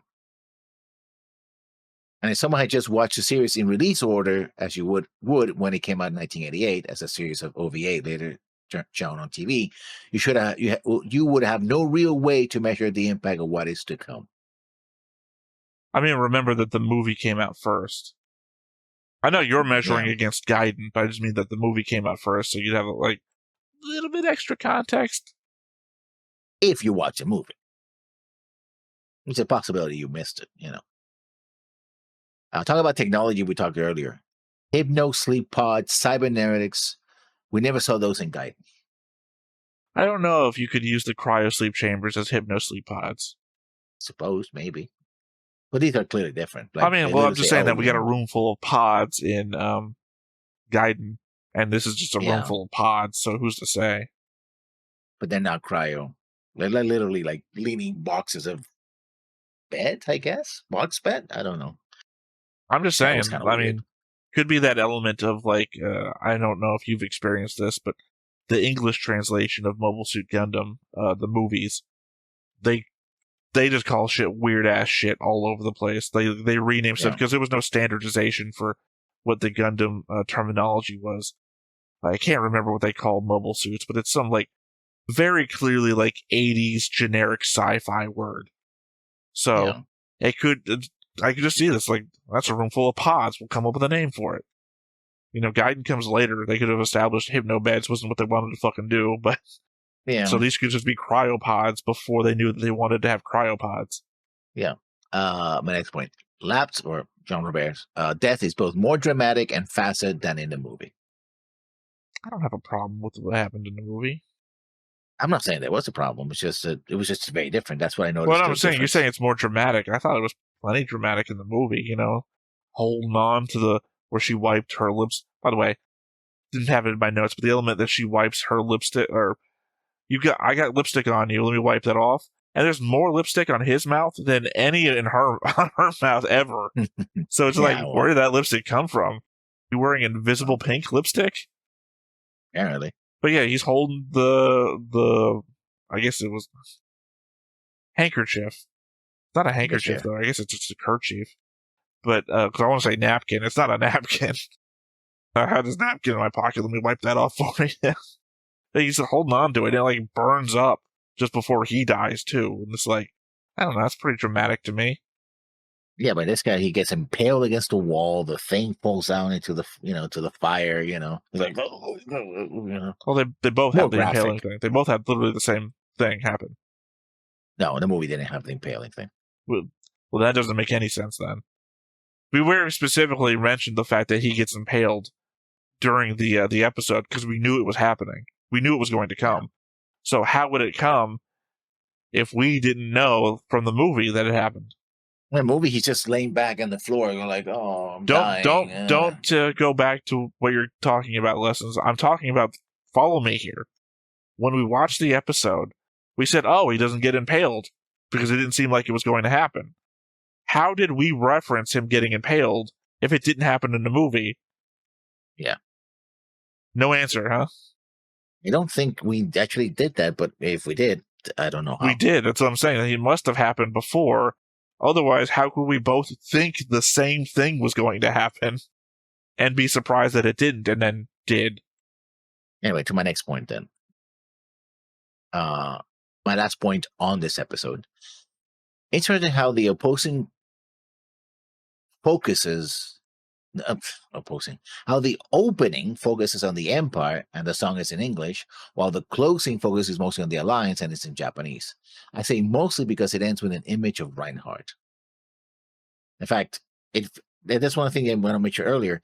It focuses on Yang's adopted son staring at an image of Reinhardt floating in the In that looking in the distance. Wolverine looking at Gandalf way? Kind of weird. Yeah, kind of like that. I know I've made a bunch of comparisons to Die Thesis so far, but I really enjoy the outro aspect of Die Thesis, which is basically all of the characters, both sides. But it's Yeah. I think it's the Imperials on the left and the Alliance on the right. Right. And what it does is it tends to be the episodes kind of go back and forth. Not always, but it's like you'll get a Reinhardt episode and then a Yang episode, and a Reinhardt episode and a Yang episode. And the Reinhardt episodes start with the Empire, and it pans over all the characters going one direction. And then when you have an Alliance episode, it does the opposite, and it goes in the other direction. So it's the same shot, just goes back and forth based on who was the focus of the episode. Who's doing what? Yeah. Now for episode 12, the Battle of Astarte. 12? Astarte, I don't know. Jumping ahead? Yeah. You said episode 12. Episode 2, sorry. Yeah, you said episode 12, and I said episode 12. You said, yeah. I was like, what? What? You're not supposed to confirm. You're supposed to correct. Well, Yang and Dusty really took a beating this time around. Unlike in the movie, Yang just falls back down, and that's it. Now he's bleeding from the forehead, and Dusty's holding his arm because they're broken. It's like, yeah. That was That was a no F, something I noticed. Second note, much of the action here happens exactly as it did in the movie. Nope, that's why I don't have a lot of notes in episode 2. Sorry, I just think that if you're going to take notes, that's the one thing you probably don't need to take a note about. Most things were the same. These two pictures are identical. My next note, Erlach died a quick death. Sucks to be him, I guess. Let's turn around. Well, never mind. Oh, did Erlach die? Yeah. You didn't bring it up on my board thing. He was the one that defied, what's his name, orders? Reinhardt's orders. Like, oh, let's accelerate. It's like, no, we're going to turn back and attack. I'm saying you didn't bring it up in my the board thing that he wasn't dead. Huh, okay. I must have missed that. Well, there was an element that I was about to start looking into before we started recording that they give the names for a couple of ships that are specifically in combat that get destroyed and whatnot. And it's like, oh, did they name the ships that were the flagships of these specific admirals or not? And I was double checking that, and I got like 2 in, and they didn't die. So I was like, well, maybe this wasn't important at all. I guess I just didn't get far enough in before we started today. As mentioned in the first episode, this was a punitive expedition, so the destruction of 2/3 of the enemy fleet more than fills that requirement of punishing the enemy while reserving the bulk of your forces. That's meaning that, yes, Reinhardt accomplished his mission above and beyond what's expected of him. And as we replay of Jan Robert's death, so we know how important he is, even though we barely met him in the last episode, at least he got that double promotion. I mean, we know how important he is from beyond the first episode. Yeah, for Gaiden and from the movie, but... Yeah, but you can't ignore the fact that we spent like 50-something episodes in Gaiden. I mean, I understand that you're trying to come at it from the perspective of, is this the first thing you watched? But we cannot come from that perspective. We've spent quite a long time in Gaiden. Well, we know that the Alliance military is willing to bullshit their people as much as more than the Empire does to theirs. I'd imagine more. Yeah, they're like, oh yeah, we won a tremendous victory. We took severe losses that looked like we got beat up, but we won anyway. I mean, technically, nobody. Well, I guess technically the Alliance did win. They're defending their territory. The Empire counts it as a win too, which I find confusing because they came in to fight. So I guess the fact that they destroyed more than they lost is a win for them, as per the that's as per the we prefer to attack more than defend, and we consider everything a victory. So really, most times, but it's the element that the Alliance didn't lose the territory; they retreated, but the Empire didn't stay. So because the Empire's that's the thing about a punitive expedition. You're not there to seize territory. You're there to punish the enemy, inflict casualties, that sort of thing. Again, I just don't think anybody really won this. But yeah, no, the element that I'm talking about when you're bringing up the who bullshits who the most is that the Alliance seems to be more of a free thinking state. So when propaganda comes down from on top, that seems to be more of a thing than when the Empire does it, because the Empire is already the way that it is. We told you how everything is, so that's how it is. Oh, okay. We don't have to propaganda you. We just don't need to tell you anything. As far as we know, the Imperial citizen doesn't know what the fuck's going on out there. And my last note. I like the space elevator in Pheasant's capital. Yeah, I was going to mention that. Because it's almost barely not noticeable, because there's like part of a ring that you can see and like a line going up to it. It's like, oh, that must be... Sorry, I was going to make a reference to a Gundam series you haven't seen before.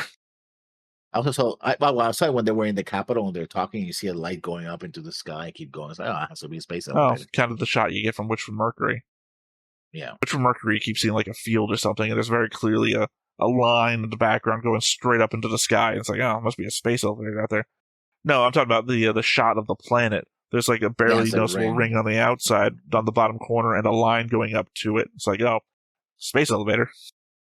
Yeah. I guess also a bit of a ring. Yep. That was my notes for both episodes and the movie. All right. Well, I did mention we had a comment. So from Hump Your Rogue from the Patreon in the Eternal Night. Thank you for not watching the next time on for this series, though this was probably safe. LOL. Very good decision. I have to say, in hindsight, I think watching episode 1 and 2 is definitely worthwhile, even if you, watching Overture, sorry. Also, laugh my ass off, HR, that's just funny. I feel like that has to be a poor translation of the staff officers or something. Yeah. The Empire has a gigantic imperial military HR department. So that was a comment. That's where our notes. I guess it's time to watch the episode. But before we get started, make sure that you hit the like button, hit that subscribe button, comment down below to feed that algorithm. On top of all that, if you want to watch more shows like this, unfiltered, uncensored, and uncut, as well as some early access stuff, you can check it out over on the Patreon. It's just $5 a month, but hey, no pressure. There's zero pressure in order to do that. It's just a little bit of extra support, and it would be greatly appreciated.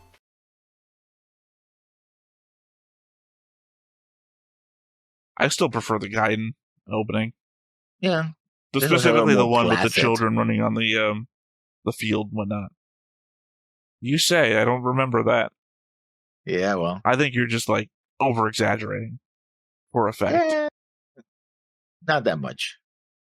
Well, I think I said this again, that this opening is more dynamic than the guidance, right? This is right into battle, and again, I don't think so.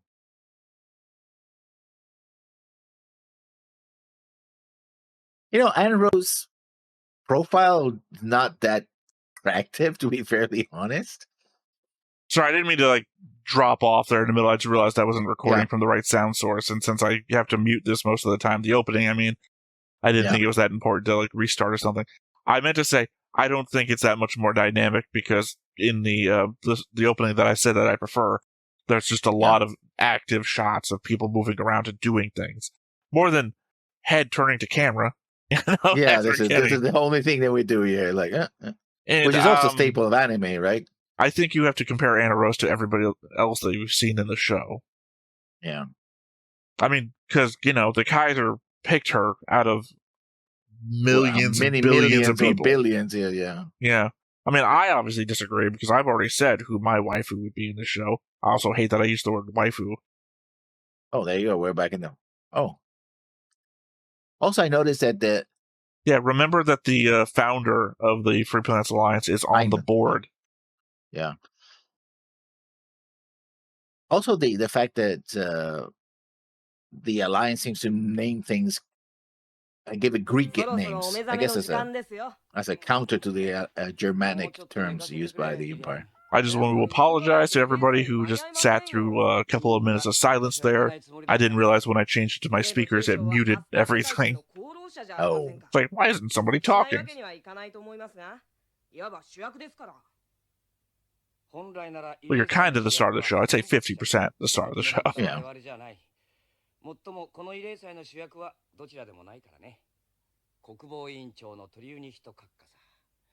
Yeah,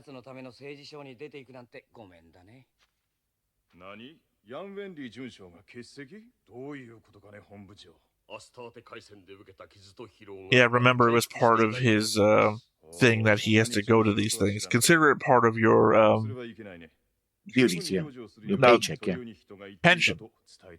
Yeah. There was a P word. I was trying to remember the P word.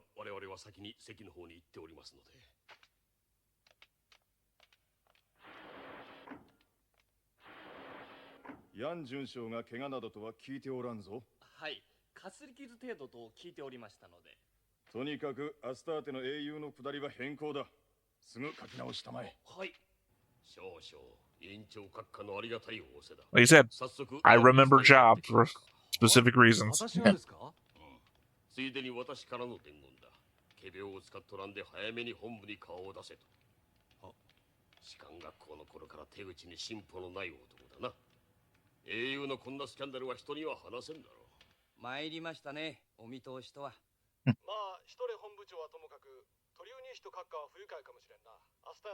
Well, that's a change to the spelling of that name. 誰が英雄ですか？ The character. Yeah. The 敗軍の将ですよ、私は。あの戦いで一体何人死んだと思います？ 1.5 million. I remember back in Dino These, I used that to do the math on how many people must be on each ship. I think we talked about that here before too, though.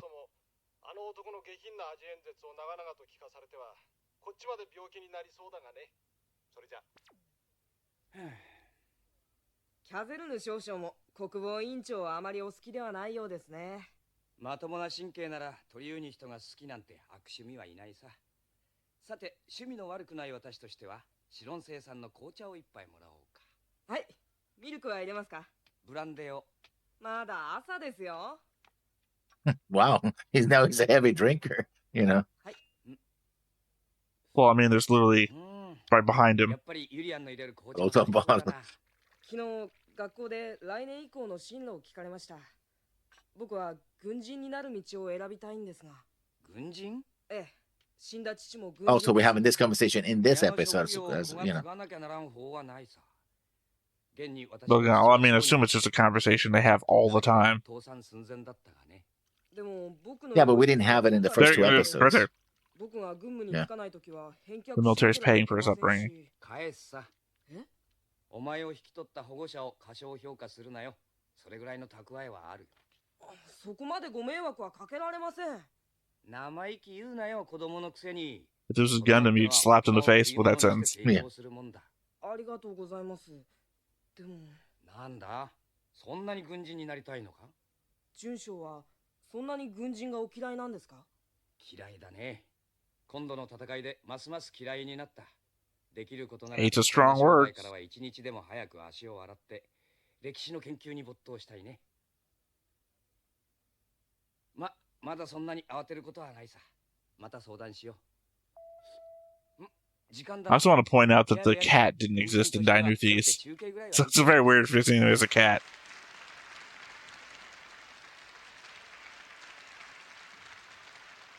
Of course, it's red, Interesting. white, The and three blue. colors have been separated, yeah. お集まりの市民諸君、兵士諸君、今日我々がこの場に馳せ参じた目的は何か。アスターテ聖域において賛議した150万の英霊を Take your sorrow and turn it into anger. The Alliance thirsts for the strength of its people. 彼らは良き夫であり、良き父であり、良き息子、良き恋人であった。 There are women too who die, you know, by the way. The Alliance. 市民諸君、私はあえて問う。150万の将兵はなぜ死んだのか。 There we go. Here we go, Giran. その回答はただ一つ。彼らは祖国と自由を守るために命を投げ打ったのだ。これほど崇高な死があるだろうか。諸君、我々はここに明記せねばならない。 祖国と自由こそ命を代償にしてでも守るに値するものだと。この偉大なる Even the same arm motions as Giran. 友よ、死を恐れるな。我々は戦おう。自由なる祖国のために。戦わん。いざ祖国のために。同盟万歳。共和国万歳。帝国を倒せ。 Sion! See, again, it's essentially the same thing, which is not at a funeral. Well, I guess technically we are at a funeral for 1.5 million people. 我々の武器は全国民の統一された意志である。自由の国であり、民主共和政体である以上、諸君には国家の方針に反対する自由がある。しかし、 But I'm bringing this up for a very specific narrative reason. 自由とは共通の目的に向かって前進すること。真の自由とは国家と共にあることだ。諸君。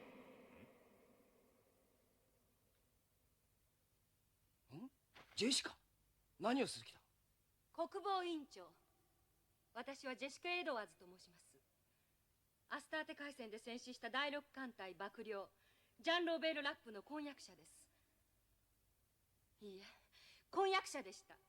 それは大気の毒です。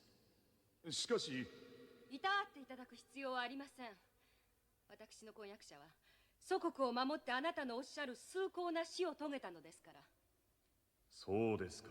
いや、あなたは15の不女子の鏡とも言うべき方だ。よく言うよ。ユリアン。 Also, what security does Job have that she just like wander on up on him? She's a professor. No, I'm saying what security does he have? おお、それはどんな質問でしょう。私が答えられるような質問だといいのですが。あなたは今どこにいます？何ですと？私の婚約者は祖国を守るために戦場に行き、現在はこの世のどこにもいません。委員長、あなたはどこにいます？戦士を賛美するあなたはどこにいます？お嬢さん。あなたのご家族はどこにいます？私は婚約者を犠牲に捧げました。それなのに国民の犠牲の必要を解くあなたのご家族はどこにいるの？あなたの演説は Yeah, like I said in the notes, people with power protect themselves. 警備兵、このお嬢さんは取り乱しておられる。別室へお連れしろ。話して。ユリアン、車の手配をしてくれ。はい。はい。 I mean, again, I've always known that Jessica did that because she does that in like the second episode of Die New Teeth. So 私も重傷の口でして。なるほど。でもそうも言ってられなくなりましたね。あのままじゃジェシカさんが危ない。 yeah, no shit, we're watching the same channel. 黙っていても有国騎士団の連中が黙っていないだろう。有国騎士団？過激な国家主義者の集団さ。鳥に人の影の軍隊とも言われている。うん。車で出ます。途中で拾いますから待っていてください。すまない。頼む。 The stupidity of it, though. We gotta go rescue Jessica. Quick, get to the phone. Jessica's in danger. You're slowing me down, Dusty. 悲しみに負けてはならない。狂気に身を委ねてはならない。自由に勝利を。軍楽隊国家を。国家の水槽だ。 Oh, Canada. Our home and native land.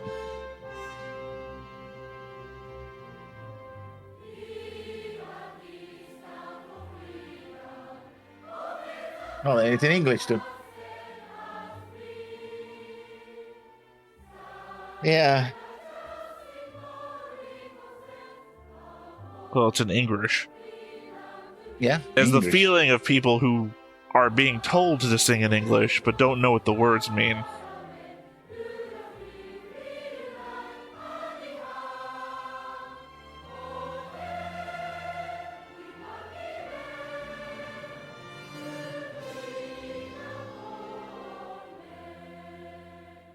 I don't know. It's self-important. It's not a bad song. It imposes upon itself. Sorry, it insists upon itself. I got the joke wrong. I guess it's also the element that if you didn't live stream that, you could just edit this part out, the Jessica part. Yeah. I didn't get into any confrontation with a woman. You must be forgetting things. It's right there in the name. Freer than the Empire. Where does everybody but that's- park? There's a lot of people here, and that was like a lot of not parking. Could be coming by train, I suppose.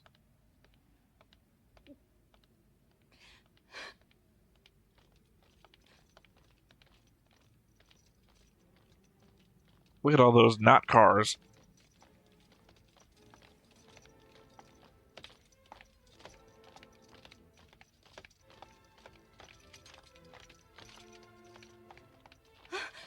Well, that's a lot of dudes. I don't know, it's like 12 dudes. Oh, never mind. 24 dudes?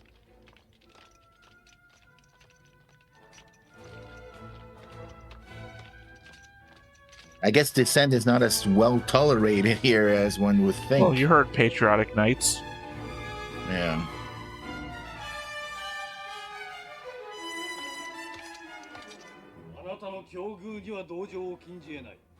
Voice disguisers, because you know when you're a coward, that's what you do.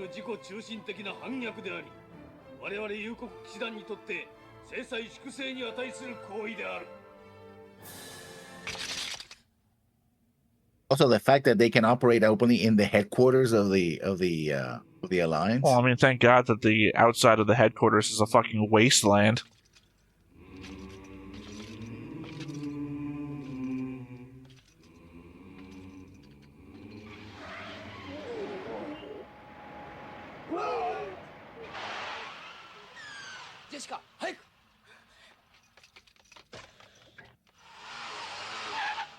福祉交通局の車ですか。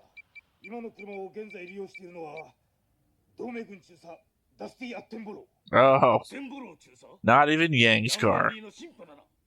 ヤンといえばあの女の婚約者だったラップ大佐というのはヤンの親友だったそうです。 Like, I would just fucking know everything about everyone. よし。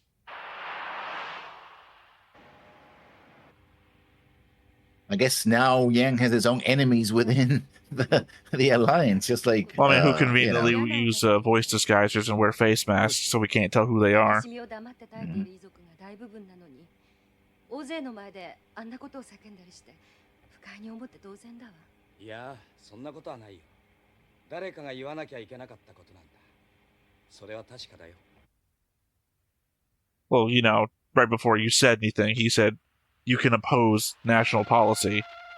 ホテルの前に You'll be beaten to death, but you can oppose it. どうします？この様子じゃおそらくこの車のナンバーから私のことも知られているでしょう。とりあえず私の感謝へ。上級士官の住居地区でいくらなんでも下手な真似はしないだろう。 Oh, they had no problem with doing that in front of the headquarters. You mean in the trailer in the high officer quarters area that you live in?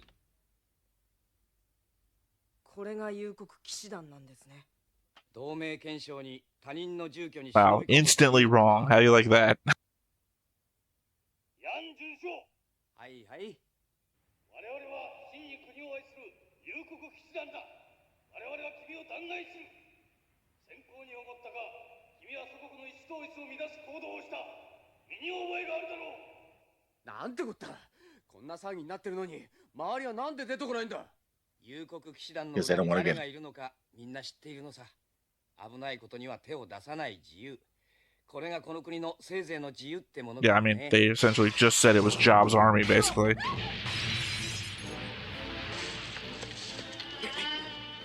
おとなしくしてろ。 Your face would be torn ass up if you had a cat doing that in your arms. ユリア、端末を取って。はい。消火栓のスイッチはどれだ。こ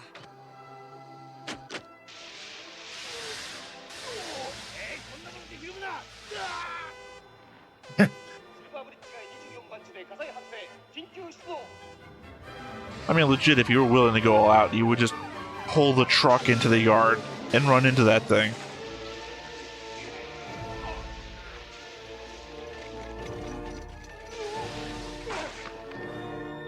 Oh, oops.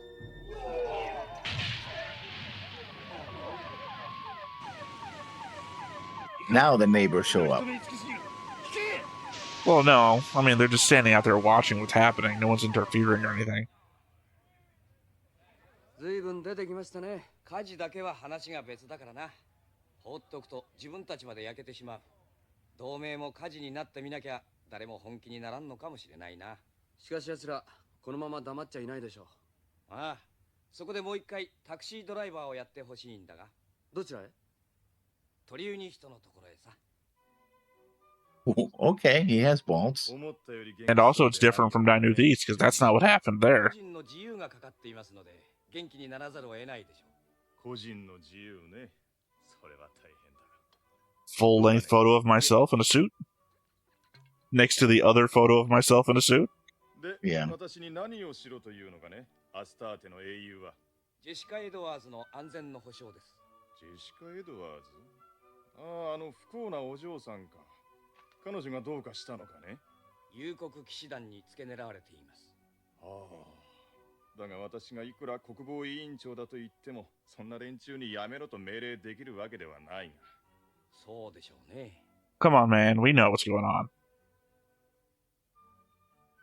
And you so conveniently put curtains on the outside of your windows. I don't know if that's Yeah. effective. 他ならぬアスターテの英雄の頼みだ。なんとかしよう。ありがとうございます。では、これで失礼します。 Everything about this guy's house screams idiot to me. マスコミ？ Yeah. 閣下の美談になるでしょう。今回のことは。それでは。 I had curtains on the outside of the windows. 君には期待しているよ。 I've read that book.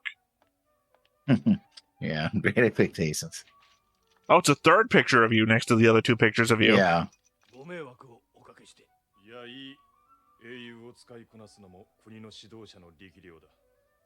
And you know that's a desk, so he has to sit between the 3 pictures of himself. 参ったな。黒幕のトリューニストに安全を保障させるなんて。この国にはまだ大義名分が残っているからね。それを盾に取っただけさ。だが、これでまたやめられなくなりそうだ。And you know his only goal has been to retire, so. Yes. ところでだね、ヤン少将。 Promoted そうだ。 from そし Commodore. て新たに編成される第13艦隊の司令官に就任してもらう。艦隊司令は中将を当てるのでは。アスターテで生き残った兵力に新兵 Yep. を補充した The remains of the 2nd, the 4th, and the 6th Fleet. 400隻、人員およそ70万人。通常の約 That's just- 半数なのでね。Now he's being sent to die. 寄せ集めのハンコ That's right, another attack on Iserlon. そうだ。可能だとお考えですか。君にできねば誰にもできんだろう。賞賛がないかね。これに成功すれば国防委員長の君に対する感情はどうあれ、才能を認めざるを得んだろう。 Only have to prove yourself once, unlike Reinhardt. 微力を尽くします。 At least they're on his side. Like, listen, this is what really is going on, right? We're trying to, we got orders, but yeah, you're being set up. Oh yeah, because they're the military command, and this is essentially the Free Plants Alliance, so it's different Yeah. from the civilian government, Yeah. unlike the Empire, where it's one and the same. The nobility also are in there. いろいろありがとう。多分 Right, but the nobility can only really influence the military, because the military is also filled with The nobles. nobility, yeah. それじゃ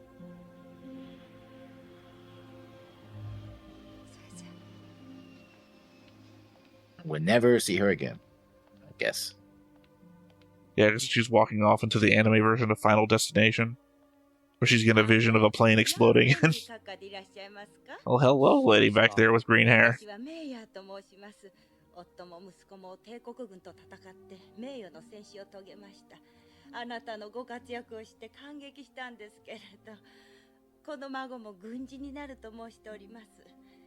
Oh, you become your own worst enemy. Propaganda for the thing you hate. そんなことで勇敢な軍人になれると思うの？メイヤー夫人、その子が大人になる頃は平和な時代になっていると思いますよ。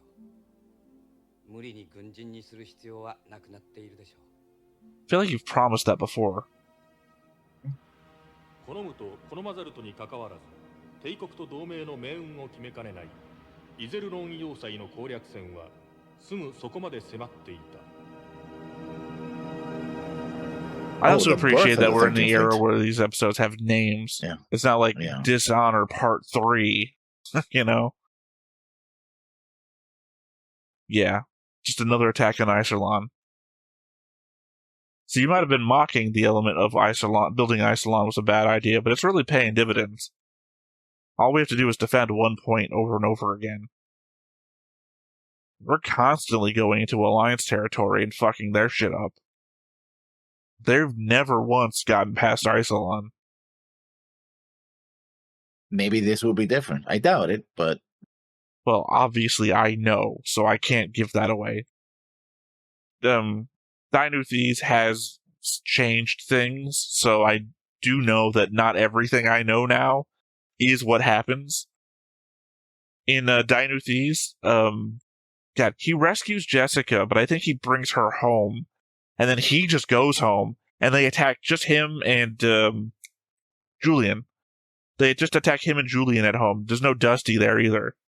no. And he doesn't go to jobs. I don't remember that happening anyway. I think it's just some sort of agreement that happens. So, yeah. Also, that's Julian, This shot right? is very interesting because it's him looking over at, It's Julian, right? yeah, looking over to Reinhard, and Reinhard's kind of looking down on him.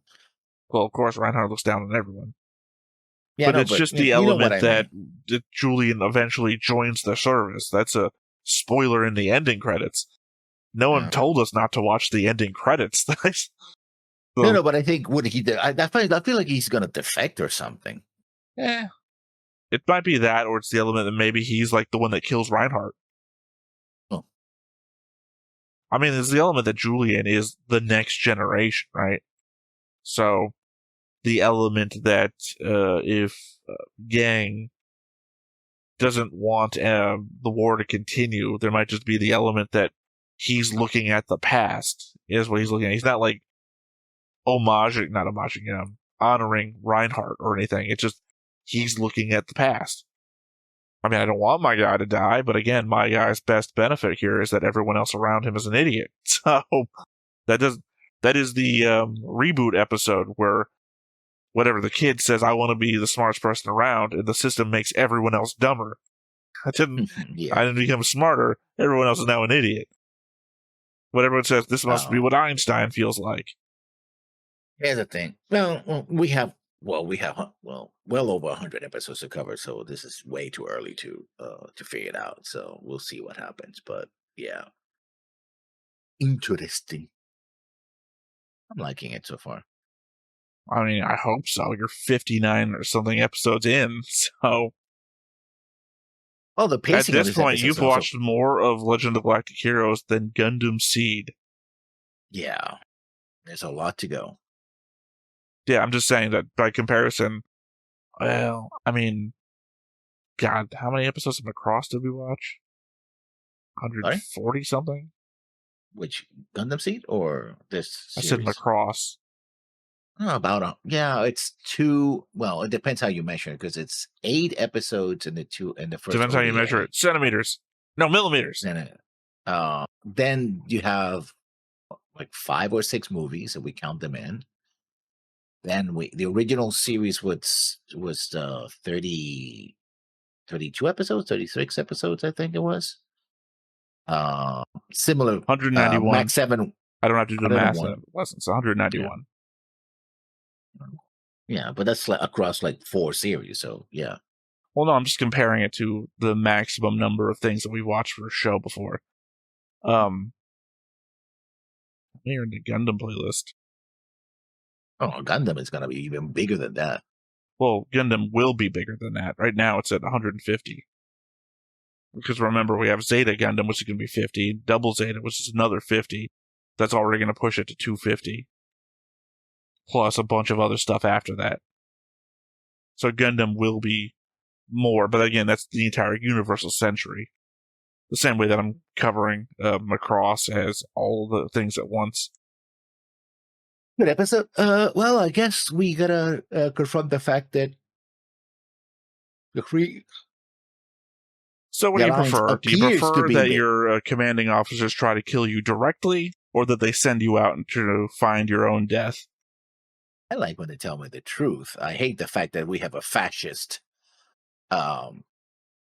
fifth column in our democracy, but in a way that's ironically to be expected. I don't like it. So I asked you which one of these two, and you just gave me a non-answer. I'd say I'm still with the Alliance. No, I didn't say you choose which one you would prefer of the factions. I'm saying would you prefer they try to kill you directly, or they send you out to die where you have your own hope of survival? I think just tell me the truth and I'll deal with That's it. That's not... listen, you said the same answer twice now, which is not one of the options. It is one of the options, because if they tell me they're going to kill me directly, they're telling me the truth. I'm not saying they tell you they're going to kill you directly. They said they try to kill you directly. So you're saying that you would prefer to be tried to be killed directly? Yes. That, I don't know why you would choose that one. Reinhard is frequently being thrown into the lion's den of, we're going to throw you out to die, but here's a bunch of supplies that you can possibly win, and then he wins. Versus a bunch of guys just show up at your house late one night with grenades. You're saying you would rather be Rambo than, I don't know, a comparative person in media here. There's probably one, I guess, Picard? You'd rather be Rambo than Picard? What happened? Because we know that, here's a weird thing. From Gaiden, we know that, what's his name? Yang's supposed to have like a manservant. He hasn't appeared since. No, he doesn't. That was Julian. That was Julian back then. No. Remember the old man that he got after the whole prison That's business? not a man. For one, I think you're either talking about the PR guy or you're talking about the guy on the prison planet. The prison planet guy was just for that planet. That was, I'm serving you here. I don't come with you after this. Yeah. And if you're talking about the old guy, when he got the double promotion that time, that was just like PR guy. I'm going to take you through all the meetings that you're going to have now. I'm not going to live at your house and serve you tea. Also, what happened to talk about the prison planet? What happened to the big strong guy? I forgot his name. He could be a good bodyguard. Big guy, strong guy, tear in his eyes. Yeah, I don't know. He could be a good bodyguard. I mean, again, I assume that we met him because he's going to show up again later. But you know, he's got a long time to show up in. Then on next episode, he's there. It's like, oh, hey, what are you doing here, big guy? I mean, now that we're in it, I'm remembering how Dionysius went for like the next probably 2 episodes. Again, what I said before, though, is the element that things are changing here, that they're not the same way as they were in the other show. So it could be that I could be completely wrong. At the same time, I'm not going to say it ahead of time because that would be spoilers if it does happen. So, yeah, again, I still think it's a crazy idea to want your government to try and kill you directly versus being given a chance. You know, the element of, okay, we can send a hit squad after you, or we can send you to this island with one item of your choice. No, I'll take the island. I'll take Naked and Afraid versus Running Man. I mean, not as a movie. I would rather watch, well, I'd rather watch the original Running Man. I haven't seen the new one yet, but, you know. I don't know, as a reality TV show, Naked and Afraid's not bad either. I just think I'd prefer watching Running Man the movie than, say, a season of Naked and Afraid. But I mean, as a thing that I would like to be in, certainly I'm not winning Running Man. Dude's got a chainsaw, or a flamethrower, or the ability to throw Raiden lightning, and sing badly. Oh, there you go. Or now play hockey. The real dark side of the Free Place Alliance. I don't know, they had multiple dark sides already. Yeah, but not as dark as we have a private fascist army and a beck and call. Private fascist hockey team. Like, how do you walk through the streets like that? Like, don't worry, guys. It's a pickup game. You can tell because the other half is coming from the other side of you. Just keep walking towards us.